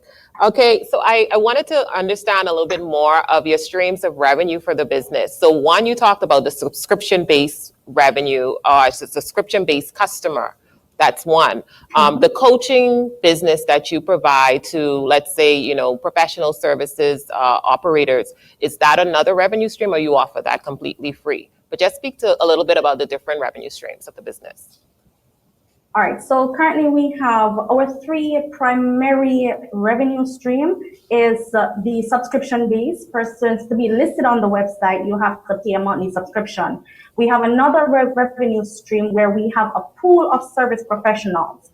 So these larger entities, we actually get the customers, because how service list is now designed, or what the customer have designed it to be, is that they come to us. So some of them, they don't go on the website. We have a WhatsApp community, or a WhatsApp line, where they can send us a WhatsApp and ask us for a particular service professional. This morning, someone contacted us. I'm from Portmore, Jamaica, and I want a plumber. And we had to get the plumber that we have within our community and pass on the number for them to make communication to this person, and then also ask them if it's okay for us to pass on their contact to the professional, and the professional will then make contact. So with that is, we have a community of membership, or a skill membership, where persons will have to pay a membership to be a part of, where we get the jobs to give to them. So persons come to us looking for a skilled professional, looking for a service, and then we will then recommend based on their reviews or certain criteria that we have in our business to select from our pool of service professionals. We also have the third stream. The third stream is actually ad placement on our website. Okay. We have banners where companies, they don't necessarily have to be a service. They can be a business who sell a product. They have a promotion going on. They can advertise a banner on our website, because we are aiming to increase our website traffic. And with website traffic, then persons will see these promotions that they have and these offers. We have other consultancy service that we are now putting together to offer as a service. We also have service where we do graphic design, so to speak, and persons who are looking at graphic design, they can come to us if it's that they want us to create it for them. So we also offer these type of service as well. So those are the primary stream of incomes. I do know that we have others down the line, but they have to be ironed out, because as I said in my clip, it's a ripple effect. So Services JA have, we're customers of other businesses, and other businesses are customers of us. So it's like a community of everybody coming together to utilize these services, and even services that they don't know exist. For example, radio ads. Persons or skilled workers, small businesses, they want to put their business on the radio. They don't know how to do that. We're in partnership with these radio stations or selected radio stations, where we can divert these customers to them, and those customers will be customers from us. Okay. So stuff like that. Great to hear. So you're ultimately the connector of professional services and also the supporter of one well. So that's good. That's good to hear. Good morning, Katie. Excellent presentation. You're projecting. Hi, Noli. Thank you. You're projecting revenue streams of about $10 million in the first 2 years, and I certainly hope you get there. So my questions are: what is your current revenue, and what is the growth strategy to get to this target?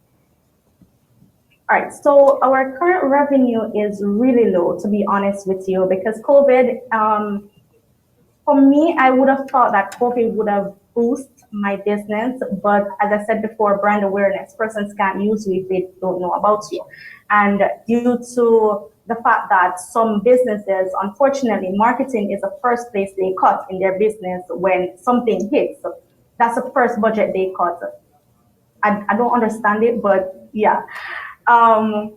So with that, persons are now picky in where they spend their dollars, especially businesses. They're really watching what's going on with the pandemic, and customers are not spending, so the spending powers have dropped. So to be honest with you, our spending, our capital, or our income or revenues have got impacted. Before COVID, we were studying on for the year 2019, 18, we were almost at $1 million, closely, it's over 500,000 to be honest with you. And that was just with, getting the ball rolling on Services JA. 2020 was supposed to be our year because I was like, okay, we need to, and then COVID happened. So I was like, oh my gosh, the year that I had so many plans. So, because persons really, the feedback that I've gotten from the website, persons really gravitate to it, and we've gotten that it works, and we have returning customers as well.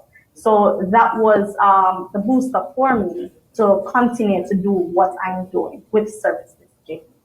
So I do know it will work, and it does work, but advertising. Hi, Kadian.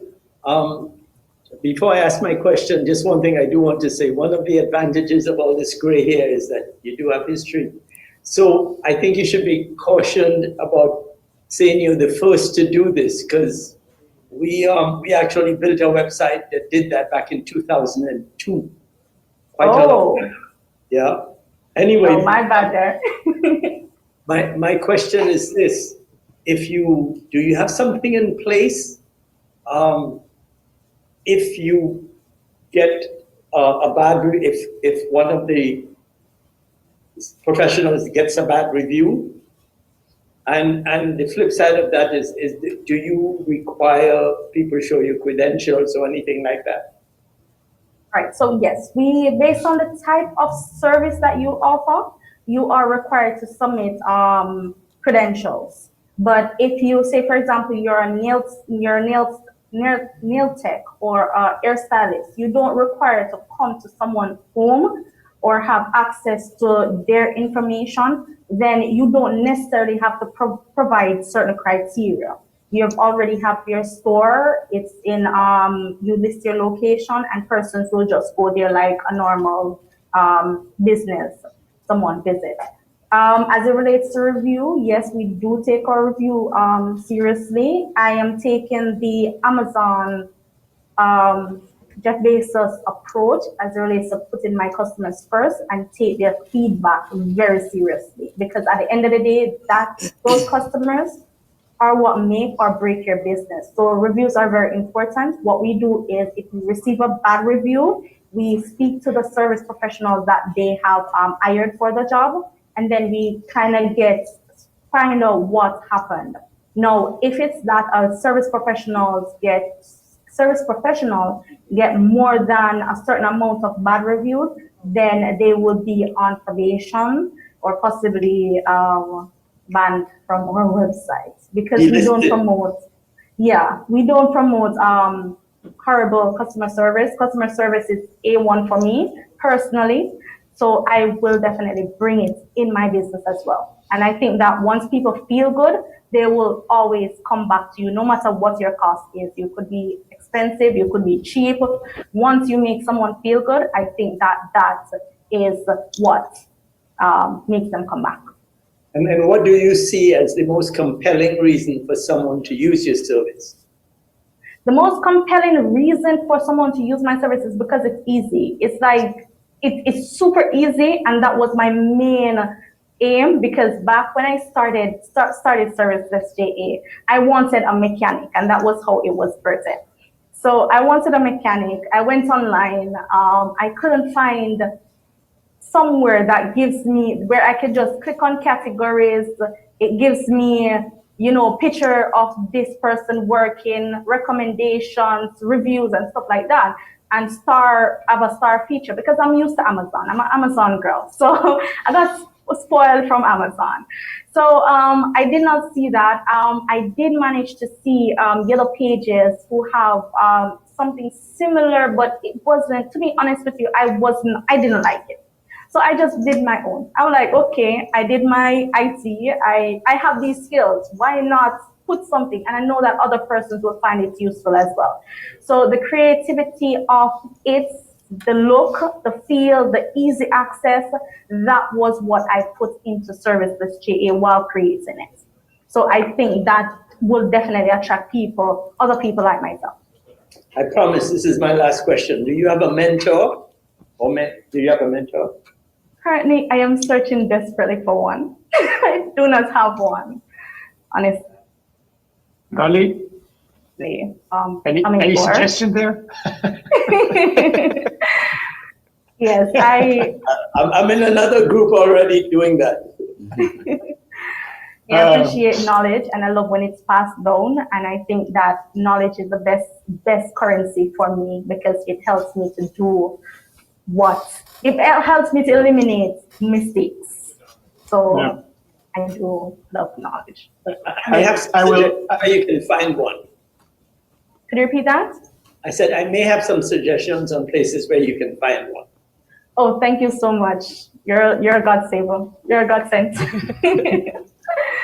Thank you. I was just maybe kind of close, Noli was saying about his experience, but I do also a little bit less than him. But I've started also a few businesses, and sometimes it's all about timing, right? So don't get frustrated if it doesn't peak like it was. Just keep your passion. Natasha was saying it. I mean, it's just Rome wasn't built in one day. I mean, this is the kind of thing you just keep persevering. And I live in Curacao, and indeed, if I look for a plumber and the right plumber, it's not always easy to find. In the Yellow Pages, you'll find 22,000 of these, but who do I really want? So I like the drive, I like the passion. You diversified your options, which is also good. You consult, you help these businesses also to bring them to the next level, which is also a great thing. I was just wondering, maybe as a last question, I think that in these kind of platforms, the difficulty is how can you maintain a parallel between your supply and your demand? So your users that have requests and the ones that bring, that can supply it. So how do you do that balance? Because that's the key, of course. Huh?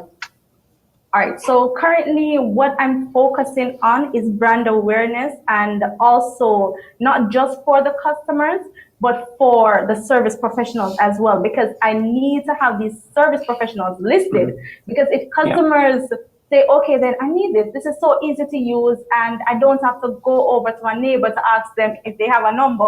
I can just go online and, so if they come to this platform and nobody is there, then I'm not sure if in Curacao, the people are like Jamaicans. If something don't work one time, that's it. You just have one time to impress them. So my aim was for last year, which is why I got so many subscription, was to get these persons listed on the website and focus on having a target system where I target, okay, then this month I need 15 plumbers, I need 20 graphic designers. I analyzed the profession that is needed at the time, that is most sought out after at the time, and get them listed on the website. So it's like upright. So the categories that is hot, you have to have persons in those categories. Thank you so much, Kadian. And definitely, I'd like to say that, Natasha said it well. I love the idea about coaching, because she said, where there is a vibe, there's a tribe. We're definitely going to take you over now to finalist number 3, Keyston Watkins from Trinidad and Tobago, Allegory Innovations. Let's take you over to that video presentation. I'm Keston Watkins, the founder of Allegory, which creates scalable student success and wellness technology. Now, we want to maximize cognitive potential using neuroscience and artificial intelligence, notwithstanding the key thing, which is wellness and our ability to recover from trauma and stress. And it doesn't matter whether you're a student or whether you're a surgeon. We've served all those kinds of clients from ages 7 all the way up to 90. So there's a problem that we're actually trying to solve. We have focus issues aplenty. This is in the workplace and in the school. We have anxiety, from performance anxiety to generalized anxiety. And even with the pandemic, we've had increased situations where we have more people with insomnia. And this is in the millions, over 200 million in insomnia, and also with anxiety, over 100 million. So this is a very, very big issue. And it's clear that there's a big gap. And then if we don't adapt to resolve this, we're going to be in massive trouble. Because even though we spend over $207 billion in extra lessons and also in drugs and medication for improving academic performance, we still have an issue where our average math score is 50%. And that isn't good. And if we have spent of over $250 billion a year on drugs to help with sleep and anxiety, but we still have issues where we have over 200 million people with anxiety each year, with anxiety each year, there's clearly a big gap that we have to fill. And we propose using allegory as a solution because it's a non-medicinal approach that uses neuroscience, particularly EEG technology, and also artificial intelligence to drive the changes in our clients. Changes include better focus and grades in a short space of time, as little as 2 weeks, better sleep and focus. And we want to make the mind a collaborator. So no longer you have to tell your child, come on, focus and do your work. They will know exactly what to do. No longer you have to tell yourself, focus and do your work. Your brain will serve you and work for your success. So I wanted to take a quick point to actually show my brain activity.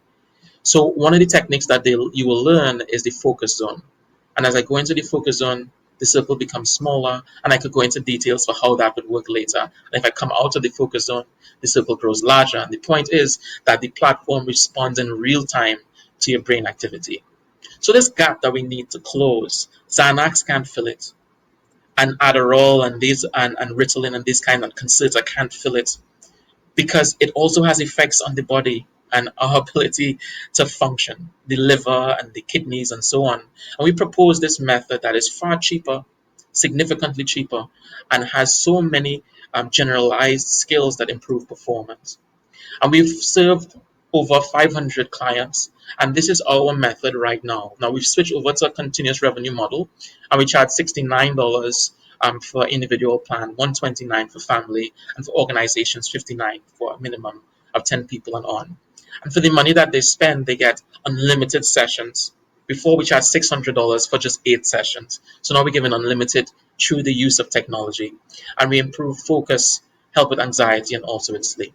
Our customer acquisition cost is about $10, could be a little bit less, and our clients tend to stay in an excess of 18 months because they come back through ship refresher programs and stuff like that with us.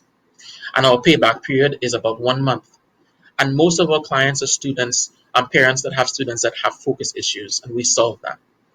We've had lots of customers from different parts of the world and partners in as far as Canada and Ghana and Washington, and multinational companies that we've done work with their staff and their associates for.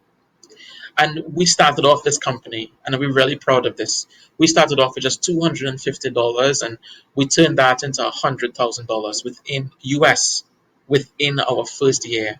And the money that we gain from our grants, we'll be using to do development to make this platform more accessible.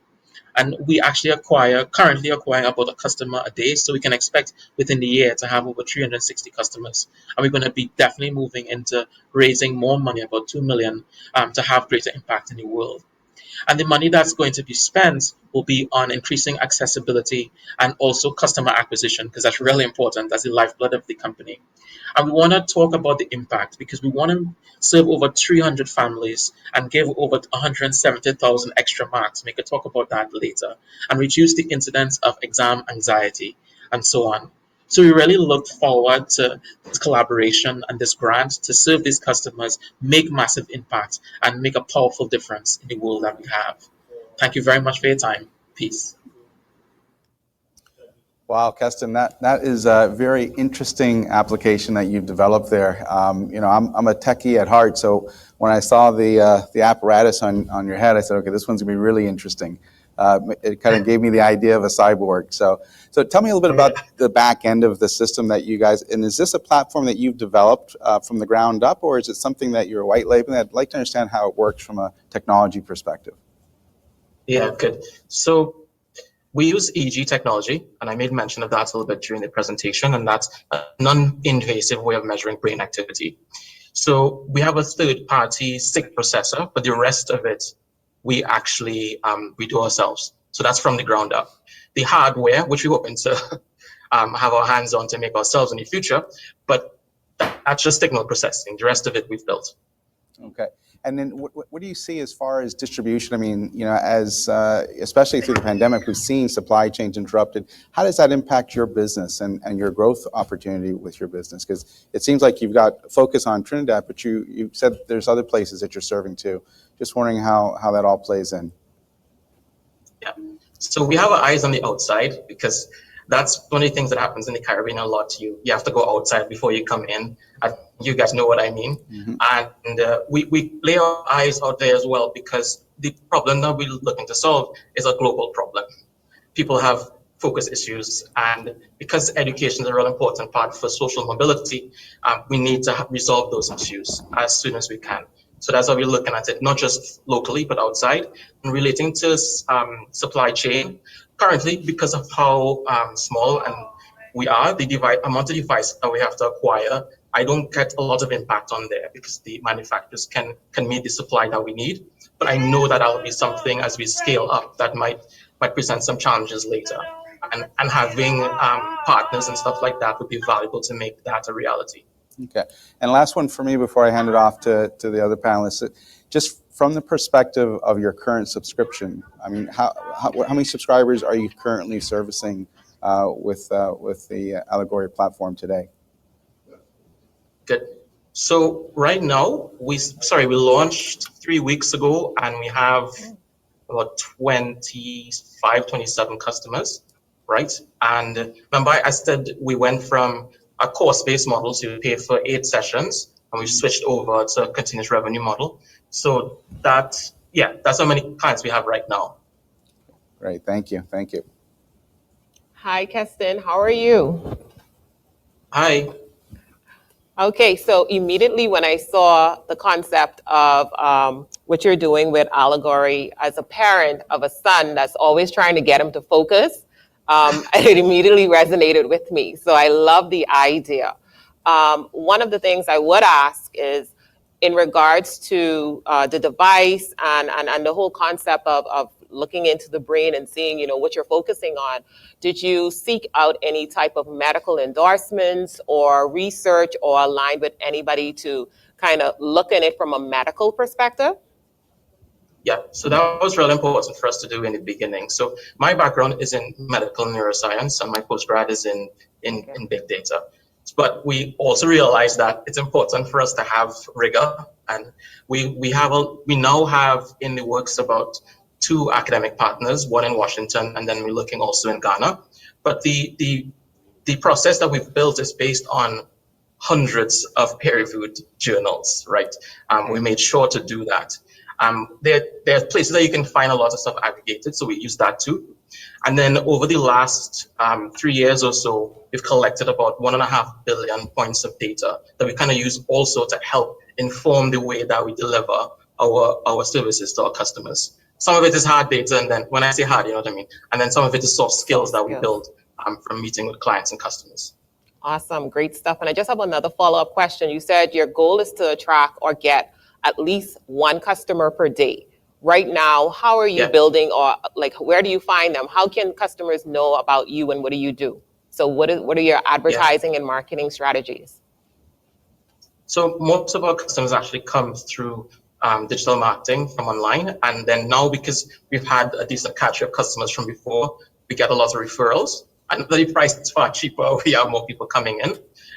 Those are the main ways that we kind of get customers. But we also have joint venture partners that we do work with. So there's what we call the parallel education system, and that's people who give extra lessons or private tutors, and they've kind of become advocates for our services as well. So we have a few different ways to do that. And I would like to make a quick mention of this. We also using this service for the recovery efforts in Trinidad and Tobago for COVID. So a lot of the people have issues with sleep and focus, the doctors and the frontline workers. and we're giving that free. So there's a revenue set that we have as customers, and then there's non-revenue customers that we are serving as well. That's amazing to hear, the community involvement, the give back. It's always important for that to happen, yes. Good morning, Keston. Hi, Keston. Sorry. Go ahead, please. I was just going to ask Keston, you mentioned that it was about $10 for client acquisition as your cost. Yeah. How do you intend to lower that? And my other question is the process easily scalable? Yeah. So lowering the customer acquisition cost, that's always the big challenge with business, right? And we're testing a few different things. So one of them that we started testing was doing demos. So we would aggregate email addresses and then use demos to try to kind of track and design follow customer journey. That's been a bit of a challenge. The other one that we've been doing is referrals from tutors, but going through tutors is a little hard because they're not doing in-person classes. So there's a few things that we're testing, but right now the most efficacious is digital marketing. And what I've done is I'm getting some help from some guys in Miami and also in Trinidad on how to optimize, because some of this I do on my own. And well, that's what the money going for, right? to help optimize some of these things. Yeah. Keston, I got really excited when you mentioned your background in neuroscience. And of course, neuroscience is a growing field.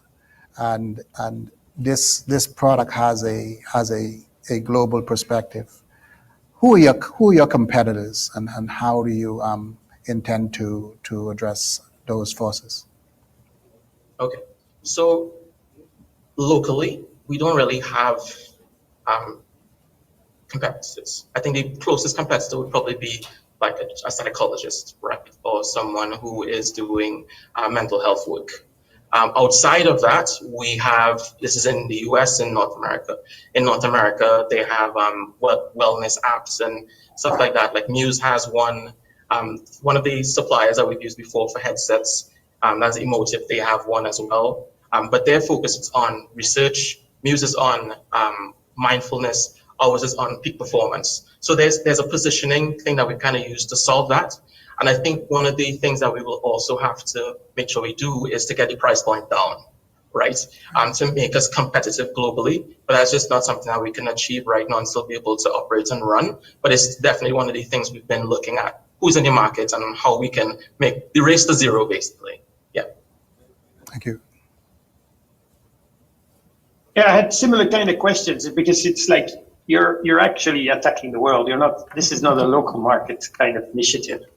And, in this kind of industry, you have wearables, you've got Fitbits, you've got applications like Calm, you've got, there's so many companies that are almost, they're not maybe close to you, but they're almost. So the art will be how to scale really massively. And that is really, I think, the question that a lot of us are tempted to ask, because it's not going to be like you have to grow from 111, like you were saying in your prognostic, in 2-3 years, you want to be at 3.3 million.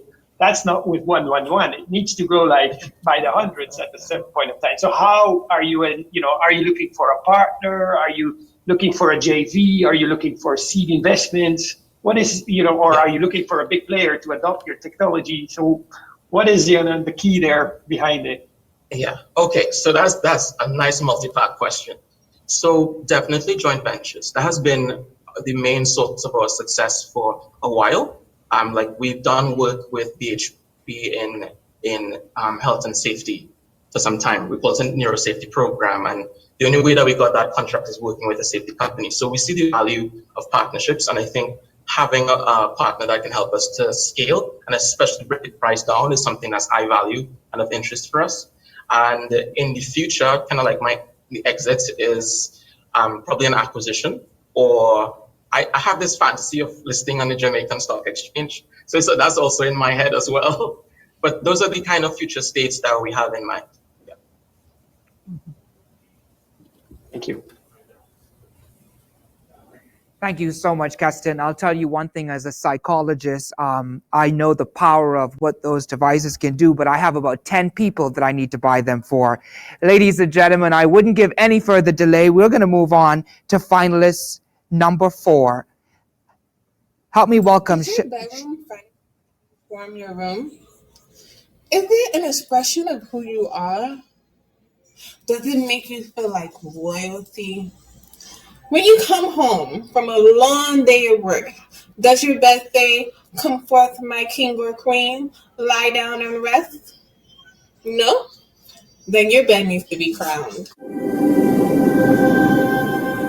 Hello, I am Shayla Joseph, CEO and head designer of Crown Home Designs Limited, an online luxury furniture manufacturer located in south of Trinidad.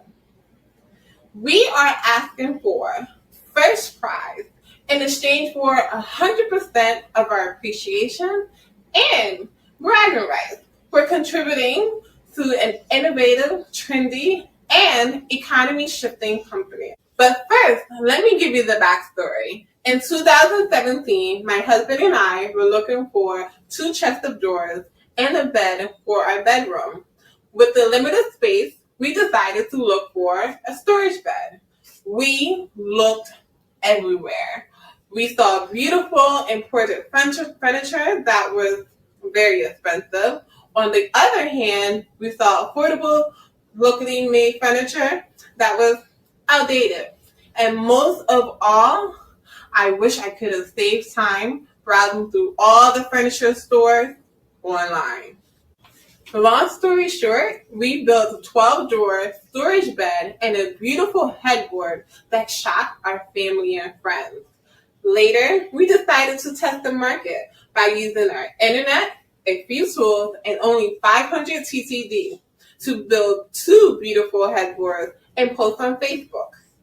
Later, within a week, we got our first item sold.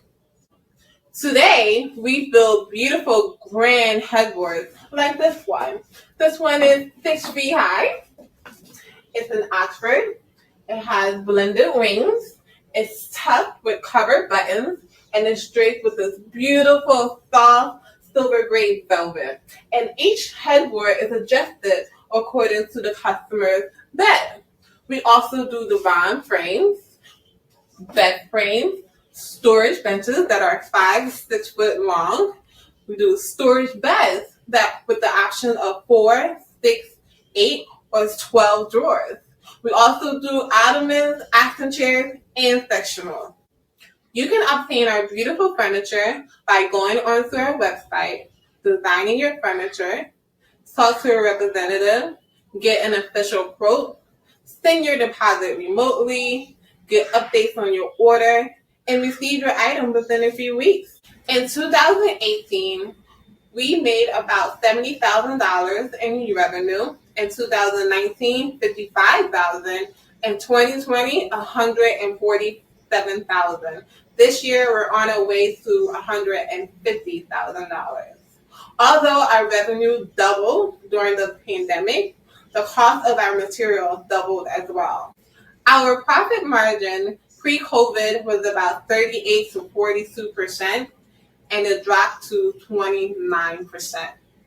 With about 400,000 households in Trinidad and Tobago, Crown was only able to cover about 0.02% of the market share while competing against online international furniture companies, furniture importers, and local furniture manufacturers.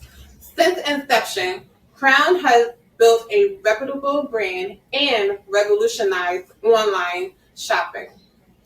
Crown has gained over 12,000 followers on Instagram and Facebook.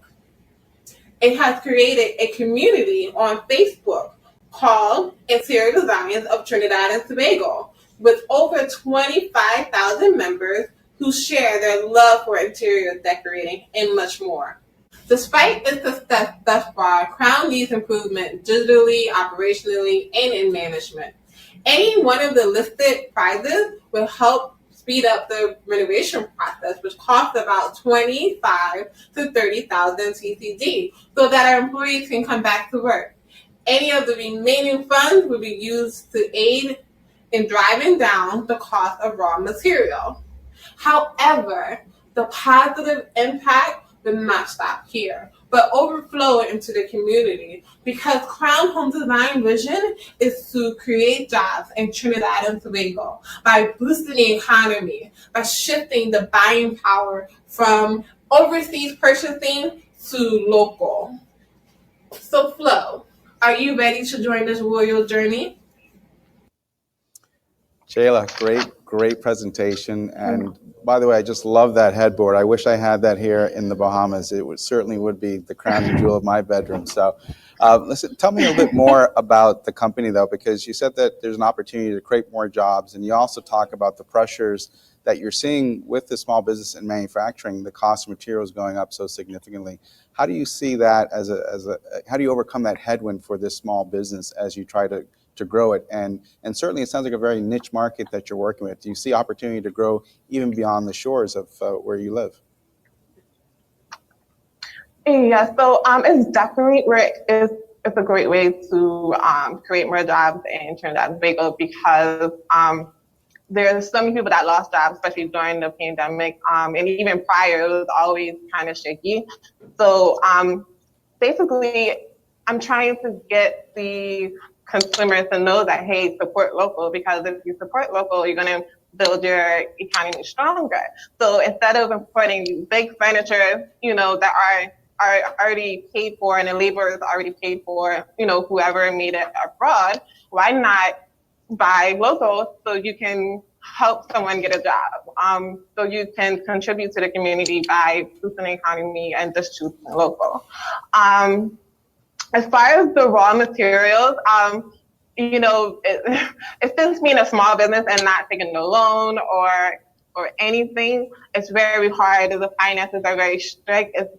You have so many things that you need to do, and you have to choose between whether to do this or that, which one should come first. So just having the money will allow us to buy in bulk. So the more you buy, the cost drive down. So we do have space to drive down the material cost. And is there is there local materials in Trinidad you can use to actually help manage that? Yes, there are some. We do have suppliers in Trinidad for majority of stuff like the wood, the foam, the fabric, some of the fabric, but some of them are imported because of the quality. I find it's a little bit better and it lasts a little longer. So we don't really skip out on the quality of the fabric. So we make sure that, it's going to last. Gotcha. Great. Thank you. Nicholas, what do you think? I love it. I hear a twist of an American accent. Did you come from America into Trinidad? Yes, I'm originally from New Jersey and moved to Trinidad about 8 years ago. Yeah. Okay, cool. Because most of the time it's in the other direction. So what attracted you to Trinidad? Well, because I got married to my husband. We met in college, and so we moved down. And yeah. Cool. Very good. Are you just also only focused on the crown furniture in the back of the bed, or are you already trying to diversify already your supply into other things? Oh, I am definitely trying to diversify our suppliers. So for instance, the foam, I usually go to the upholstery store. So now I have to go and try to go directly to the foam manufacturer. So it's all about, buying in bulk. So that's one of the issues here. So as far as like the plywood, I know that there's different steps to take. So I'm no longer buying from the hardware, so I'll start buying from the distributor, and then hopefully maybe I can buy it straight from Brazil, where it's come from. And so there's different steps you can take to definitely drive down the cost and diversify your supplier. Cool. And my last question to you is, if you look at the bed, I bought a bed and I didn't know that was crown, because I would for sure, because I like it. But the beds also now industry also offer these services. So how do you differentiate yourself towards, like, if I would buy a bed with that back, it's for sure not the same. But what are the main elements or components of you to differentiate yourself? The difference between? Okay. Yeah, So, because I bought my bed also in my house, and there is also a panel behind it. It's not as beautiful as yours. So, what is then for you the main differentiator than just buying a bed? Is it because of the price, because it's much more expensive, or are there other elements? so the difference is our customers really looking for something that they can customize to their decoration, because oftentimes a lot of times when you import furniture, you only can select a few, and then a lot of companies have to decide, okay, let's get a plain color so we can satisfy majority. So it's kind of limited on imported furniture, whereas in Crown, we have the wood, the foam, but it's only you have to do is import like the fabric, or the little embellishment. So it kind of it makes it easier to customize according to the customer taste. Thank you. Yep. Hello, Taylor. Hi. So I'm curious about the manufacturing process. Who's building these beds, and how long does it take to build a bed head? Okay. So initially, when I first started, it was just me. I'm good with the tools and with the upholstery, and then along the way, I had my husband helping me while he's working in between, working during the day. And then, as far as for the headboard, it depends. It will be about 2 weeks, or a little bit less. It depends if we can get the fabric from our local supplier, or if we have to import it. It depends on, it could be between 1 week and 2 weeks. All right, so just a follow-up question. How many of these can you build in a week or a month? As of now, this thing is very limited. It could be about 2, maybe 3 a week. However, before COVID, I was building a team. I had an employee, had them trained. We did orientation, safety training, everything, and I was building my management team. And then because of COVID, because my company stood at my residence, I couldn't have them, close to home. So, so it's very limited. But once I get the employees back in, those numbers should definitely go up. Thank you, Taylor. Thank you so much, Ms. Joseph. Natasha said today that she is a queen. I think everybody in their right mind is a king or a queen in some respects. And I wonder whether or not in my room a bed as large as that would be able to fit. But nonetheless, if it's too big, then I'm going to look to you, Ms. Joseph, to customize one for me. At this time, we're going to go to finalist number 5, Philip and Denise Poitier, Bahamas Caribbean Cuisine. Hello, my name is Philip Poitier, and I am the co-founder of Caribbean Cuisine. My wife and I started our business over 6 years ago. And as times have changed, we have had to learn to pivot in each season. When Airbnb added an experience component to their online platform, we immediately got on board, being one of the first Bahamian cooking experiences on its platform. So excited. We had a chance to give visitors from near and far a one-of-a-kind cooking experience of traditional, locally sourced Bahamian cuisine and culture. Now the travel has transitioned a bit more over the past 2 years. We would like to expand and diversify this experience to allow for more visitors to experience the Bahamian culture. What we would like to do is to add a virtual cooking experience to the Airbnb Cozy Meals and Amazon Explore platforms. It's already being done all over the world.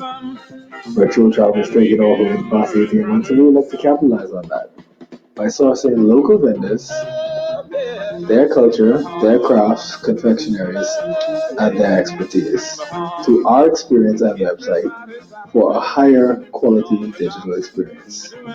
For that, we would need equipment, advertising, and support. To do their thing, oh man, how they dance and sing like a superstar.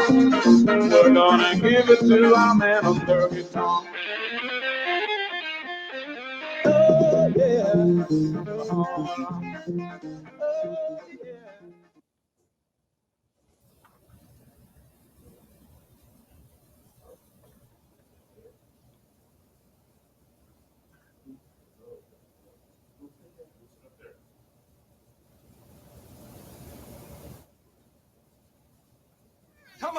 Earlier this year, we compiled a database of local, authentic Bahamian vendors with a list of their products and services. Through our virtual cooking platform, we will form strategic partnerships, using locally sourced products to cook with and local artisans to collaborate with to achieve our goal to innovate Bahamian culture and cuisine and share it with the world. We will discuss all financial goals and models during the final slide. We will re-establish a global online presence through social media and internet marketing, and also use these strategic partnerships to utilize a public-private relationship with government agencies and local and international influences.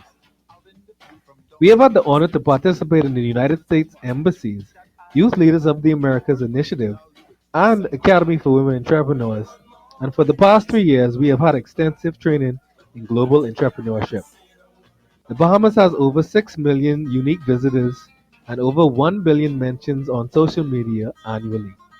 And our customers need to experience this culture and entertainment. And with our established profile as a top 10 international tourist destination, our digital platform experience will meet every need. The average online experience on Amazon, Cozy Meals, and Airbnb is between $37 and $42 for this particular service.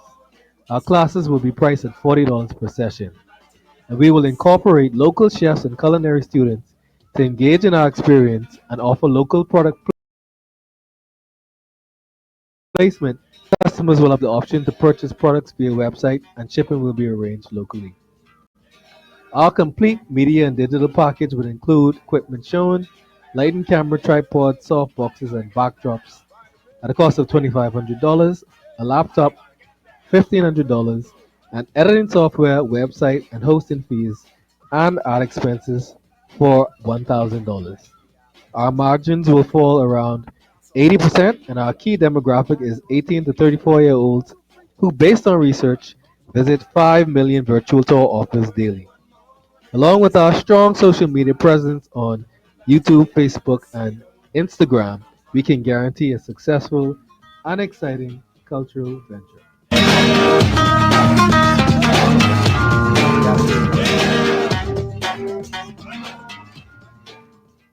We hope you we hope that you would join us on our journey to take our culture cuisine and Caribe cooking to the world together.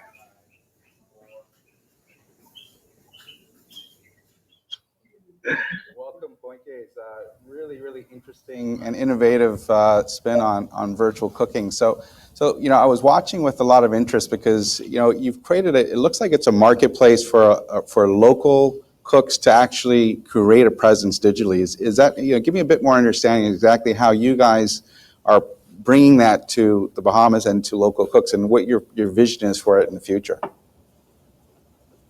Yeah, absolutely. You hit the nail on the head.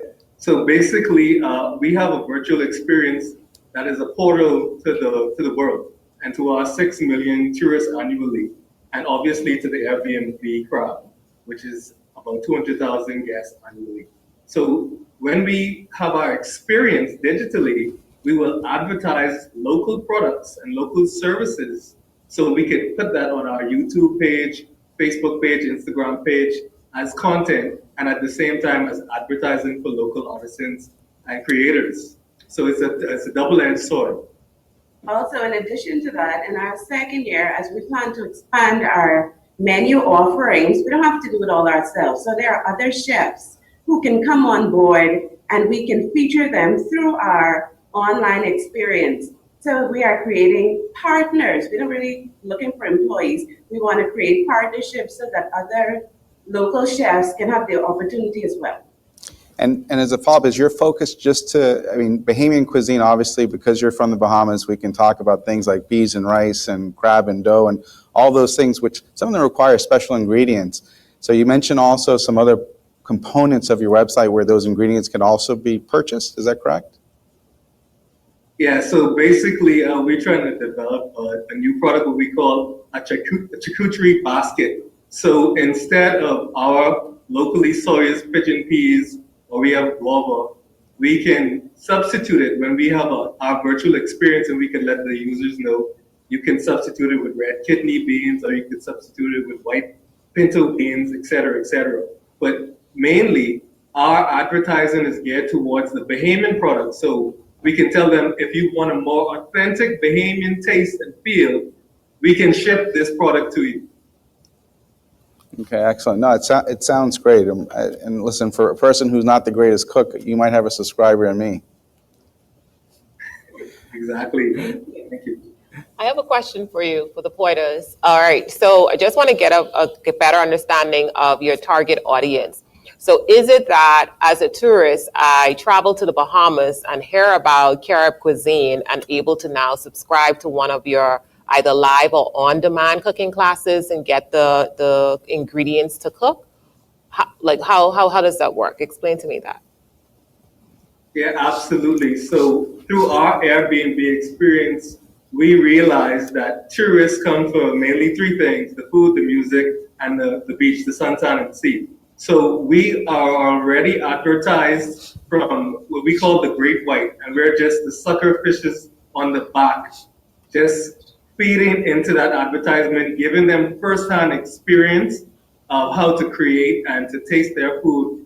Also, cruise ship passengers and fly-in visitors and guests, they will be privy to the advertisement that we will have partnerships with the Ministry of Tourism, the U.S. Embassy, and other international conduits to the world. So when they come off the cruise ship, we will have somebody there, and they say, oh, here's a cooking class, a virtual tour experience that you could go to help to experience authentic Bahamian food.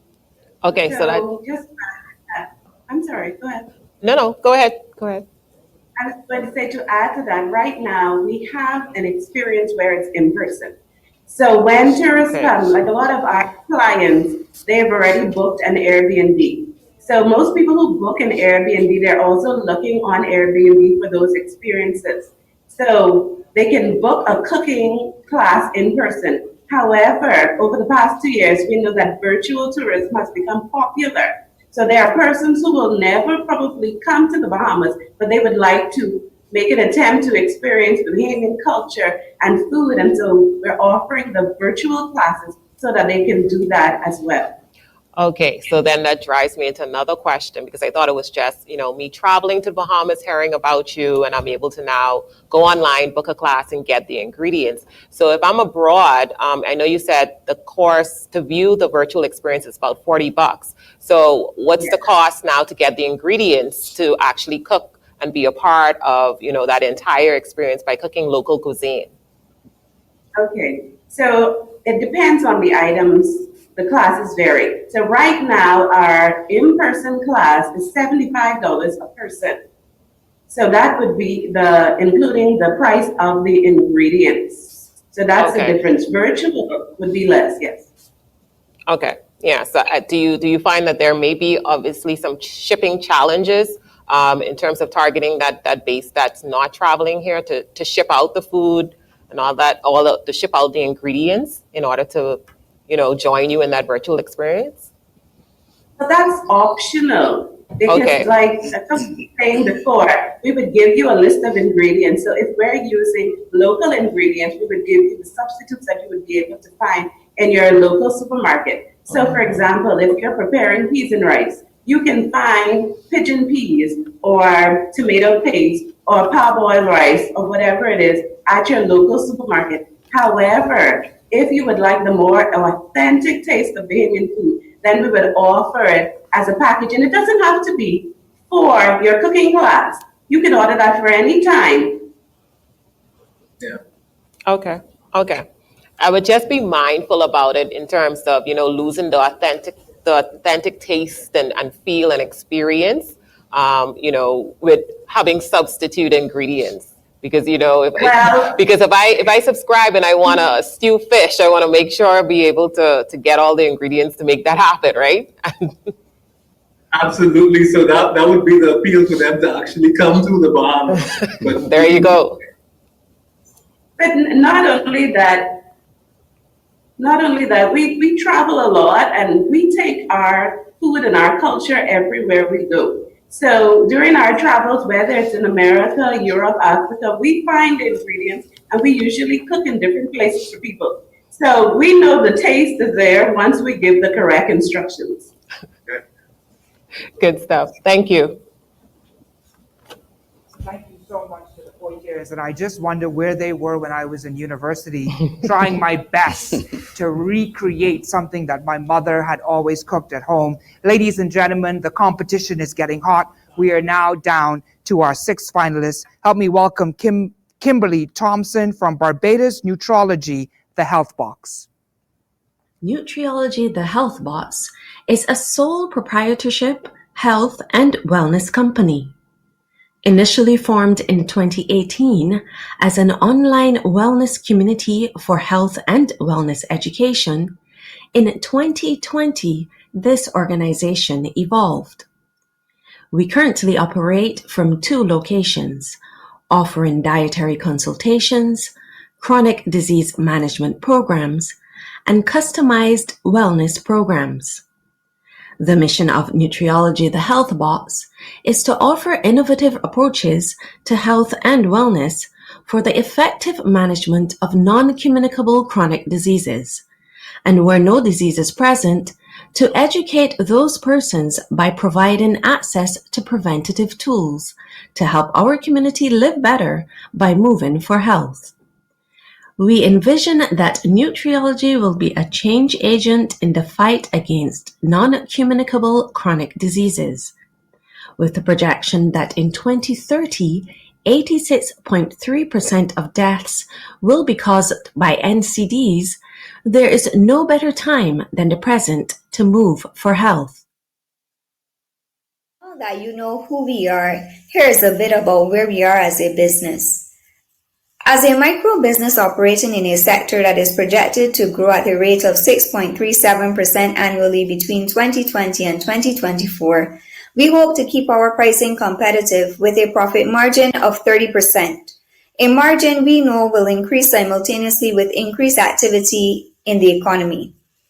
Every person diagnosed with an NCD, the leading cause of death in Barbados, is our potential client. We have completed a SWOT analysis and we understand our strengths, our weaknesses, the current threats, as well as the opportunities. We acknowledge that our brand, although it has an identity, is not completely established. Offering solutions which are unique to our clients separates our brand from our competitors. We offer the added value of having several multidisciplinary services in one place. With your funding, our digital strategy will be more intentional. We will continue to utilize the social media calendar to organize our content, but by increasing our marketing budget, we will be able to effectively utilize analytics and SEO data generated by our current website. A portion of that budget will also be dedicated to online advertising, and by offering services via varying modes of delivery, we will upsurge our potential for growth. Going digital is the way ahead. The new normal has made that very clear. We know our clients are seeking convenience. Ease of payments and electronic options are important to our clients. As part of our strategy, we will implement a hassle-free payment solution such as VPay. This will become significant as we take our business beyond 166 square miles. Our blog and newsletter allows us to share research-based information in a simple, reader-friendly way.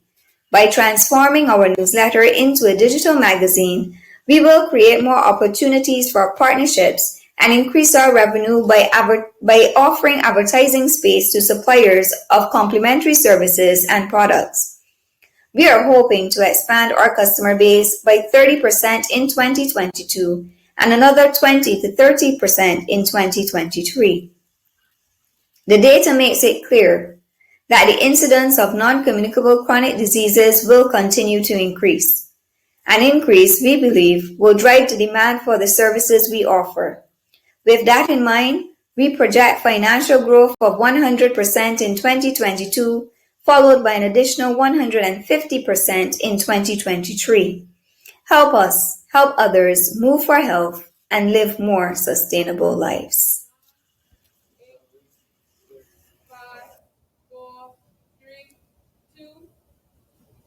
Hey, Kimberly, nice to meet you and welcome.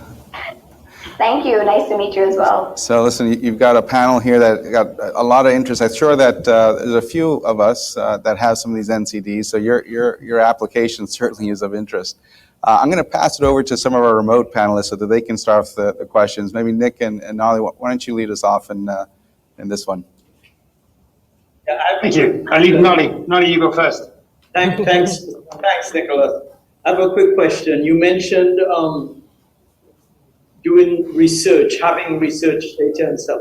Do you share that widely? Well, we haven't done any research significantly under the Nutriology brand.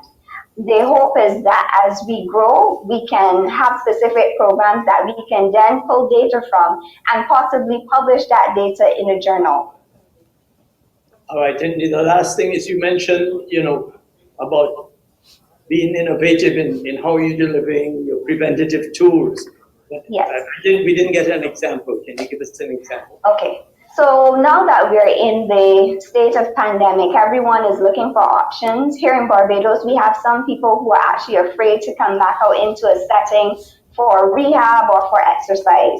So one of the things we would like to do is to create an online package for clients with NCDs who can then tap into our service from the comfort of their home, where we will provide them with all of the tools that they will need, and then we will log on the virtual space and have a weekly program where they can follow from the comfort of their home without the fear of being out in the public. Thank you.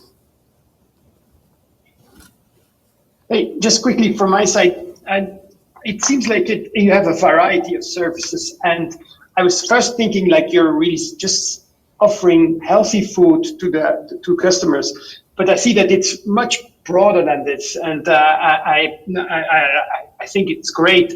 But how do you work? Is it like a sort of a subscription model, or is it like a one-time kind of fee that you're asking? How does your revenue model works? So we have two different modes. So for our wellness program, so for instance, we have a cardiac wellness program. That's a monthly program. So you come in, you're referred more or less by your physician most of the time. That's how most of our referrals come for the cardiac programs. And you're assessed, placed into a category, and you come every week and you participate in your wellness program. It is a fully monitored program, and you pay a monthly fee for that service. When it comes to things like dietary consultation, that is a one-off fee, but usually you have follow-ups, so you will pay each time you come in for a visit. Okay. And do you have like associations with like insurance companies or government? Because you're really trying to improve the health of people, and presumably insurance companies would be very happy because otherwise they have to pay their patients to be in the hospital. So I was just going to ask how she goes across. That's something we want to do. We're very young. We only started up last year. The idea came about to go full force ahead because we were initially just an education online platform, a wellness community, encouraging each other to move for health, looking at new ways that we could move for health and reduce our risks. And then in 2020, we decided, okay, we're going to bring this face to face. We're going to go out into the public, let them know we can do more than just talk online about the things that we need to do. We can show them, work with them, guide them along. So we have the face-to-face option now, and we want to tap into partnerships. And that would be a great way to begin with the insurance companies, because they do offer the health insurance, and I'm sure they will be pleased to have their members sign on to something like this to reduce readmission to hospitals wherever possible and cut down on their payout. super. Well done. Continue. Great success. Thank you. Great job, Kimberly. I encourage you to keep moving forward with this. I have a few questions though. When I go into my gym now, it's a full service gym, and there's quite a few in the country. There's health food, there are drinks, there's a number of value added services. How do you differentiate your service from, say, a full service gym? Why would I come to you instead of going there? Okay. We have a specialized team. So we're not fitness trainers. We have a wide mix of disciplines. So we have clinical physiology, we have cardiac rehabilitation, we have nutrition and dietetics, and then we have the trainer. So it's everything working together in one. The difference between what you get with us, we're one-on-one. When you come, there's no one else in your space. Unless you're coming with your partner, you want to come to do a session at the same time. But the persons who we cater to are either at high risk for non-communicable chronic diseases, or they've already been diagnosed with chronic diseases, had a stroke or heart attack, and we're looking to rehabilitate them, educate them, and help them to regain functionality. Kimberly, are the trainers medical practitioners? No, they're ACSM trained, but everyone, apart from the trainers, there is tertiary level training with attachment to hospital training as well that they would have undergone in their training for roles such as this. Thank you. Okay. Thank you so much, Kimberly. And I've always had my New Year's resolution, it's close to 2022, that I would have changed my 1-pack to a 6-pack. So hopefully I can connect in Barbados with you virtually, and you can help me to achieve that before January 1st, 2022. I'm certain that some of our colleagues and some of the individuals who've joined us virtually have the same goal as well. Ladies and gentlemen, we've heard from the 6 finalists. We've been able to hear the question and answers that's been given from the judges, the questions that is, and the answers by our finalists. At this particular point, we know that it is not only the judge's opportunity to give some scores, but is your opportunity as well via the platform to give your best selection on who you think did a great job and who you think is deserving of some sort of prize via the poll that's on the platform.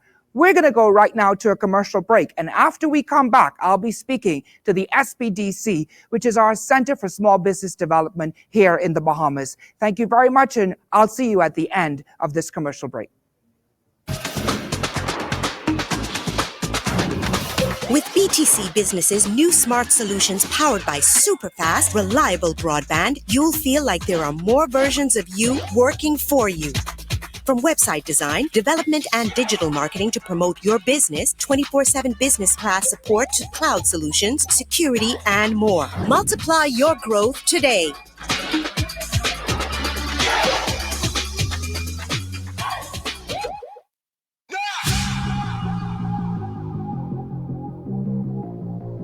And now, please join us in welcoming the Director of Business Operations at Access Accelerator, Ms. Rhea Butler.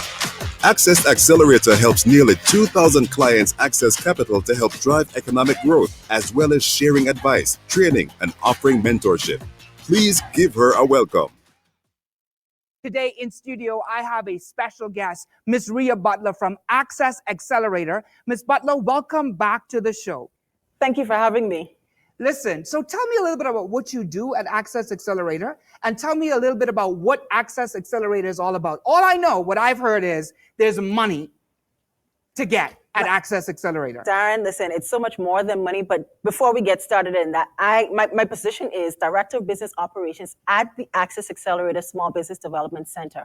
What my portfolio really covers, it really covers the technology aspect, it covers human resources as well as customer service. So as much as you may see programs being pushed out there, it is my responsibility to ensure that the processes that's involved in it actually runs really smoothly. Well, processes are very important. Yes. And I'll tell you why they're important to me and important to our audience out there virtually. It's because we want to know what is the process that we need to go through in order to get, in the Bahamian vernacular, we say, things. Well, listen, okay, so before we even get there, let's just talk about what Access Accelerator really is. So back in September 2018, Access Accelerator was founded on the premise of being able to provide access to the Bahamian public at large to funding.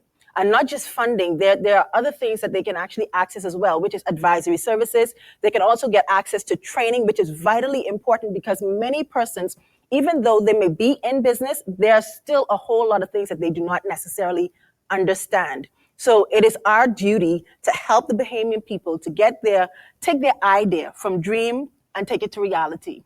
In other words, elevate their business experience through access to capital, and that capital can necessarily be provided by you all. Tell us a little bit about some of the work that you have done, some of the experiences that people can look forward to if they were to sign up to be a part of the Access Accelerator program? Okay, so up to September this year, we would have had up to about $69 million in funding that would have been granted to persons. We also provide funding through the Guarantee Loan Program. We also have the grant program, which has become very popular, and then the equity. So there are 3 different ways that persons can actually have access to funding. And, we want to encourage Bahamian people, take advantage of the opportunities. They exist. They're there for them to take advantage of them and not shy away from it. Okay, we have persons that's readily available. We have business plan writers. So if you do not have a business plan, you can actually have someone assist you with writing your business plans for you as well. So I'm hearing training opportunities. I'm hearing coaching opportunities. I'm hearing the support of specialists through business plan writing or support for writing your business plan. And in hearing all of those particular opportunities, I think one question comes out to me, and that question is, what is required to be a part of the Access Accelerator journey?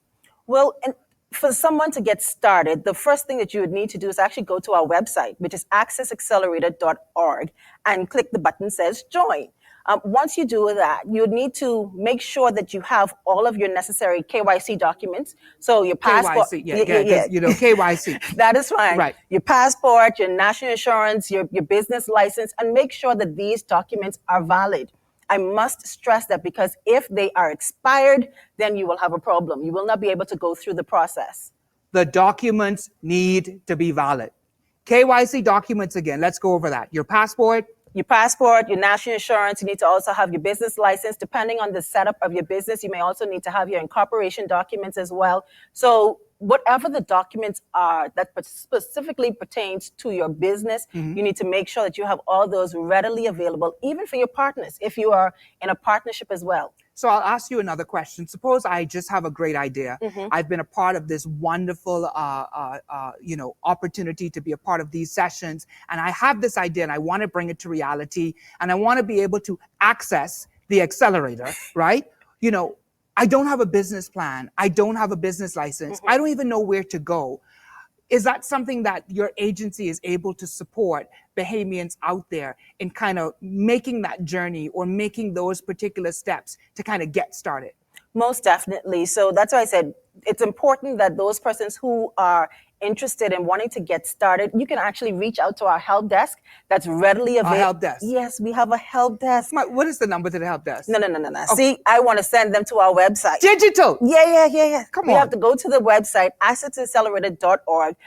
You click on the button that says contact us, then help desk, and there you will have access to our customer service team that will be readily available to assist with any questions. So I want to just underscore, what you've said, Ria. There is a team of individuals at Access Accelerator that's waiting on you.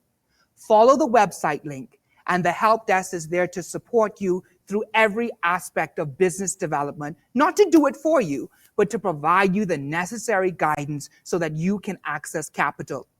So I've heard some great stories about this work. I've had some interactions with a number of your colleagues, in particular, of course, the director, managing director, executive director of Access Accelerator in another space. How many Bahamians have benefited so far from this great venture? We've had about over 1,900 persons that would have benefited from it. And do you know offhand, and I know I'm putting you on the spot with this, but in particular our family islands, because sometimes we're confused. The Bahamas is just not Nassau, but the Bahamas is the family of islands that surround us in this beautiful archipelago. Is this accessible to our family island business owners or potential business owners as well? Most definitely. We have serviced over 15 islands so far in terms of persons who would have gotten access to funding. So it's available to Bahamians across the Bahamas. Wow. I want to jump out of my seat right now because everyone has great ideas. Everyone knows that they want to make that step, that push. New Year's is right around the corner. And if in fact you've had the opportunity to ventilate in your own mind that I want to really jumpstart this plan that I had January 1st of this year before January 1st of the next year, we definitely have Access Accelerator here present for you. so that you can make that next step with the support, the guidance, and the coaching. Ria, are there any final words you'd like to leave with our Bahamian aspirants out there, both wise and those who are young? And I don't say young and old. Notice I said those who are wise and those who are young. But we do have some young people who are wise as well.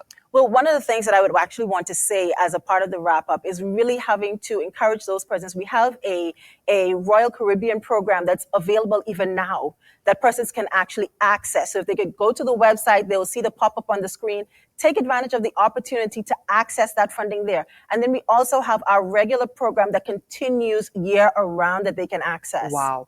Any additional information on the Royal Caribbean program? All of the information is right there on the website. Right on the website. So definitely, can you just give us the website address again? That's accessaccelerator.org. So please, ladies and gentlemen, first of all, I want to say thank you for taking the time out to share this information with many of our business owners, our potential business owners. I love the fact, especially from a BTC standpoint, of your use of technology, because not everything has to be done by the telephone. Some things can be done via those technological platforms that you all are so wonderfully utilizing. But to everyone out there who's listening, please go and check them out, accessaccelerator.com. And maybe there's the .org, accessaccelerator.org, because maybe there's the next opportunity for you. Thank you very, very much, Ria. And we'll see you again very soon, because I'm certain that many of our business owners are going to be reaching out, and there'll be more opportunities for us to share the information that you have with them. Thank you so much. Thank you too. We'll be right back after this commercial break.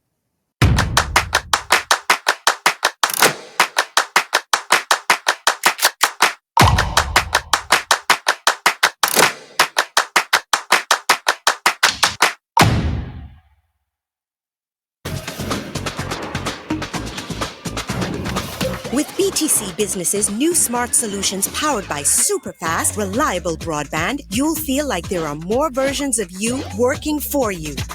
From website design, development, and digital marketing to promote your business, 24/7 business class support to cloud solutions, security, and more. Multiply your growth today.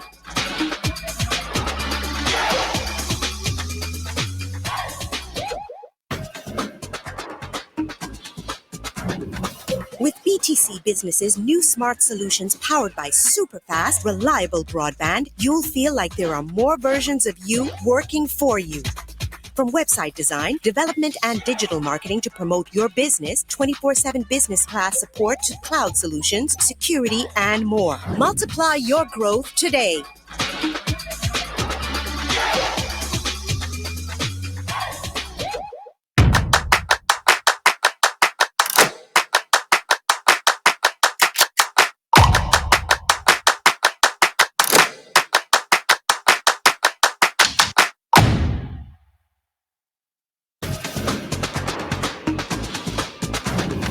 With BTC Business's new smart solutions powered by super fast, reliable broadband, you'll feel like there are more versions of you working for you.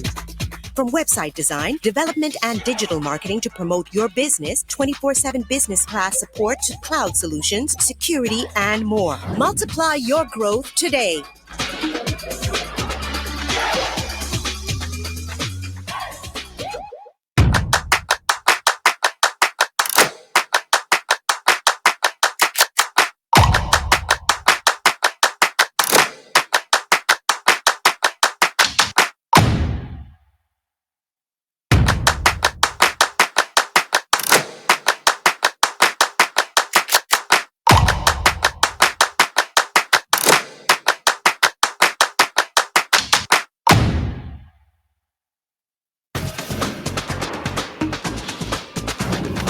With BTC Business's new smart solutions powered by super fast, reliable broadband, you'll feel like there are more versions of you working for you.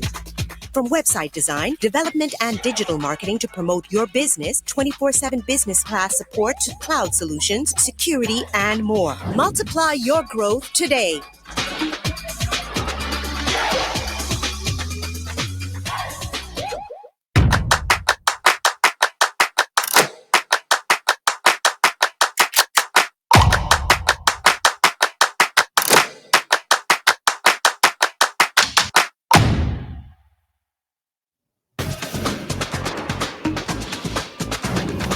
With BTC Do we have Business's poll new smart results? solutions powered by super fast, reliable broadband, you'll feel like there are more versions of you working for you. From website design, development, and digital marketing to promote your business, 24/7 business class support to cloud solutions, security, and more. Multiply your growth today. No.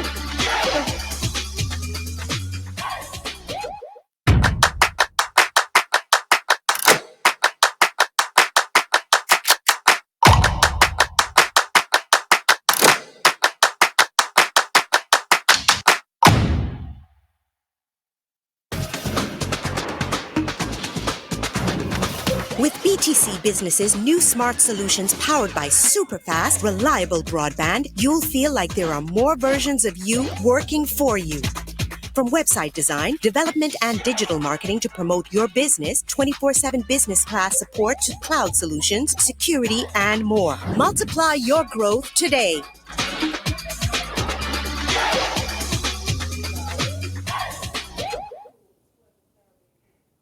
Some fantastic information given there by Ms. Rhea Butler from the SBDC, and I'm certain that every Bahamian that's joining us virtually recognize that this is definitely the opportunity for them to go and check in to their website. Why is that? Because if you're looking for capital, or if you're ready simply to just press gas and as I can't remember exactly what it is, but push gas is one of the major things that Natasha said, then this is your opportunity to not drive your car, but to drive your mouse straight down there to the SBDC so that you can see what the opportunities are there for you. I can tell you this room right now is buzzing between the virtual judges and the judges that are sitting in this space with me. This is definitely going to be some exciting news. I know the poll has been dropped there into the platform. Many of you have already put into place exactly who it is you would like to see to win this competition.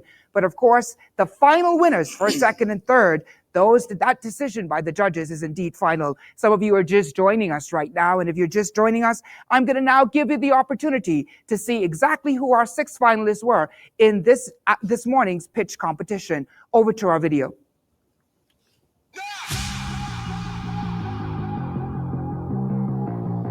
It's competition time at Innovation Fridays. Time to announce our finalists. 6 outstanding candidates selected from over 230 entries from across the Caribbean.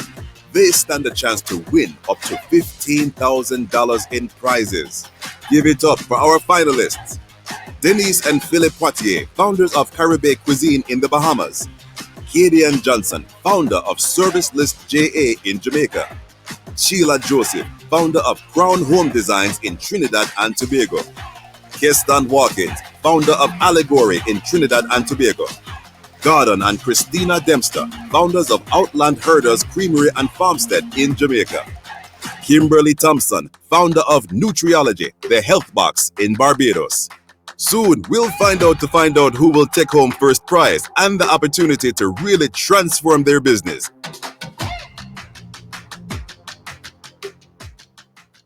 And welcome back. You've now seen the 6 contestants in our pitch competition, and I'm happy to announce that the community prize, based on what you would have logged on and what buttons you would have pressed on the platform, our community prize, a prize of $250 and an Amazon gift certificate, goes to Caribbean Cuisine. Ladies and gentlemen, my only responsibility today is to give the community prize. But at this particular point, I'm going to turn it over to the CEO of BTC, who is now going to give the final decision of the judges after what I can call a hot and provocative deliberation. Andre, you definitely would have been, chief judge in the midst of this, or with your panel of judges. But I call you chief judge because you're making the presentation. The presentation, the honor is mine, but I mean, Darren, how difficult it was to choose, because all of these platforms were so incredible, and hearing the pitch, for me, every one of these finalists did something amazing. And it's very special for me to be able to support, what we're doing through the Innovation Fridays and showing what we can do with business and technology, bringing it together. So look, the overall prize is $15,000 in cash and prizes, which is going to be shared. And so I'm going to get right to it. I'm going to get right to it. So in third place, and it looks like they're a bit of a double winner, Third place is Caribbean Cuisine. So they did an amazing job. The judges really felt the innovation around what they're doing around hospitality and Airbnb and virtual cooking and bringing Bahamian cuisine to the world was quite innovative. So our third place winner is Caribbean Cuisine. Second place winner was Allegory Innovations. Again, especially after pandemic, and you heard it here, Talima said, these types of applications really help our kids focus and keep them really into learning and learning how to get their energy focused in the right direction. So amazing for Allegory. So really want to wish them the best. And then I have a joke there before you get to the first place so we can get a lead up. As your director of people, I'm certain you want me to wear one of those devices. Actually, I would like one for the entire SLT. If we get one for the entire SLT, and I want to have the app so I can know who's paying attention. Who's paying attention to your because SLT sometimes meetings. I have questions for sure. But look, I think the most important thing is we announced the grand winner on this. And I got to tell you, I was so impressed with what was with this pitch and the things that they were presenting from, first of all, creating a product that is very authentic, comes from a country, and they're able to now distribute that throughout the world, and they have big aspirations. So I want to say congratulations to Outland Hurdlers out of Jamaica.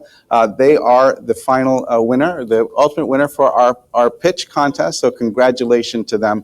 But I do want to say this, I do have a special announcement even for the remainder of the grouping. Look, we didn't want anyone to go home empty-handed, so we have created prizes for those persons with our smart solutions, our connectivity, so they also, all contestants will benefit from receiving something. Care of BTC, making sure that everybody went home with something handy, because again, it was such a difficult job to choose between all of those great ideas and the innovation those folks have brought. So again, very, very happy to say that we've sent everybody home with something, Darren. As we say in the Bahamas, everybody walks home with tings! That's tings! Right. Tings. Definitely, this has been fantastic. And of course, I will say that I have enjoyed it I think this is probably my third year doing this, Andre. Back in an experience that is not just local to the Bahamas, but definitely now international. And of course, I have the opportunity, because now this is my time to turn it right back over to you, Andre, to give your final words as CEO of BTC. So ladies and gentlemen, I turn it over to our CEO here at the great company with the bigger, better, and best network, Absolutely. Mr. Andre Foster. So thank you, Darren. And listen, as the CEO for BTC, and certainly B2B, the team that has been really promoting this event, I'm so impressed with all 233 submissions. This is a massive accomplishment. We reviewed every one of those submissions. As a token of our appreciation, the BTC business and Flow business, I want to give all the pitch entrants a special gift and investment. We will be giving you investment of our digital smart solutions free of charge also for 1 year. Members of our team will be in touch in the coming days, specifically to make sure that you're able to take advantage of that in the country that you exist in. But certainly from the innovation perspective, it's been an amazing event. I mean, this has truly been, first of all, it's the first pitch, which has been incredible, but certainly from the perspective of what we've been doing with the presenters. And I want to give special thanks over to Natasha Main. Certainly her presentation today really hit home for many, and it's invaluable, the tips that she shared with us today. Of course, I want to give special congrats to our top 3 from our first innovation pitch competition. Again, great presentation, great plans. We know those businesses are going to do very well, and I'm looking forward to seeing where they are a year from now. You've won some amazing prizes, again, from the perspective of what we have delivered from a connectivity solution, but you've got internet, you've got your smart solutions, again, a commercial to gain more exposure, plus digital business coaching. These are must-haves that would have touched on during this entire conference, and again, any business is going to need in today's environment. Again, these are unprecedented times, but through the season, we have seen so many people take the entrepreneurship route and starting their own business. And everything is different now as we rely even more on technology to stay safe. You need reliable tools. You also need to know how to use them to start or grow your business. And according to your plans, you're going to need that support. And certainly the ones that we heard today will help every business grow. These plans require great execution, and sometimes we just need help figuring out how to make it all happen. This conference was created with this in mind. We wanted to inspire, encourage, and provide some tips to those who have made the tough decision to be your own boss. We wanted to provide opportunities for open discussions so that you could have received a better business decision, also trying to know how to make things work in today's environment. I hope that from this experience, every attendee would have gained some knowledge to help with the advancement of their businesses in this digital age. Thank you all for hanging out with us and continue to innovate. Thank you so much, Andre. I'll definitely tell you this has been an exciting day. And I want to just recap before I bring this to an entire close from some words that Natasha Main has left for us. I cry, I die, and I resurrect myself. All gas and no brakes. Of course, she says, for every vibe, there is a tribe, and make certain that you go far. Tell that spirit, the spirit of self-doubt, and of course, the spirit of weakness to rest in peace. I live my life by a saying, it says, measure not life by the hopes and enjoyments of this world, but rather by the preparation it makes for each and every one of us, looking forward to what you shall be, rather than backward to what you have been. It's like Nike. Be like Nike. Just do it. This is K. Darren Turnquest with another season of the Innovation Fridays, signing off.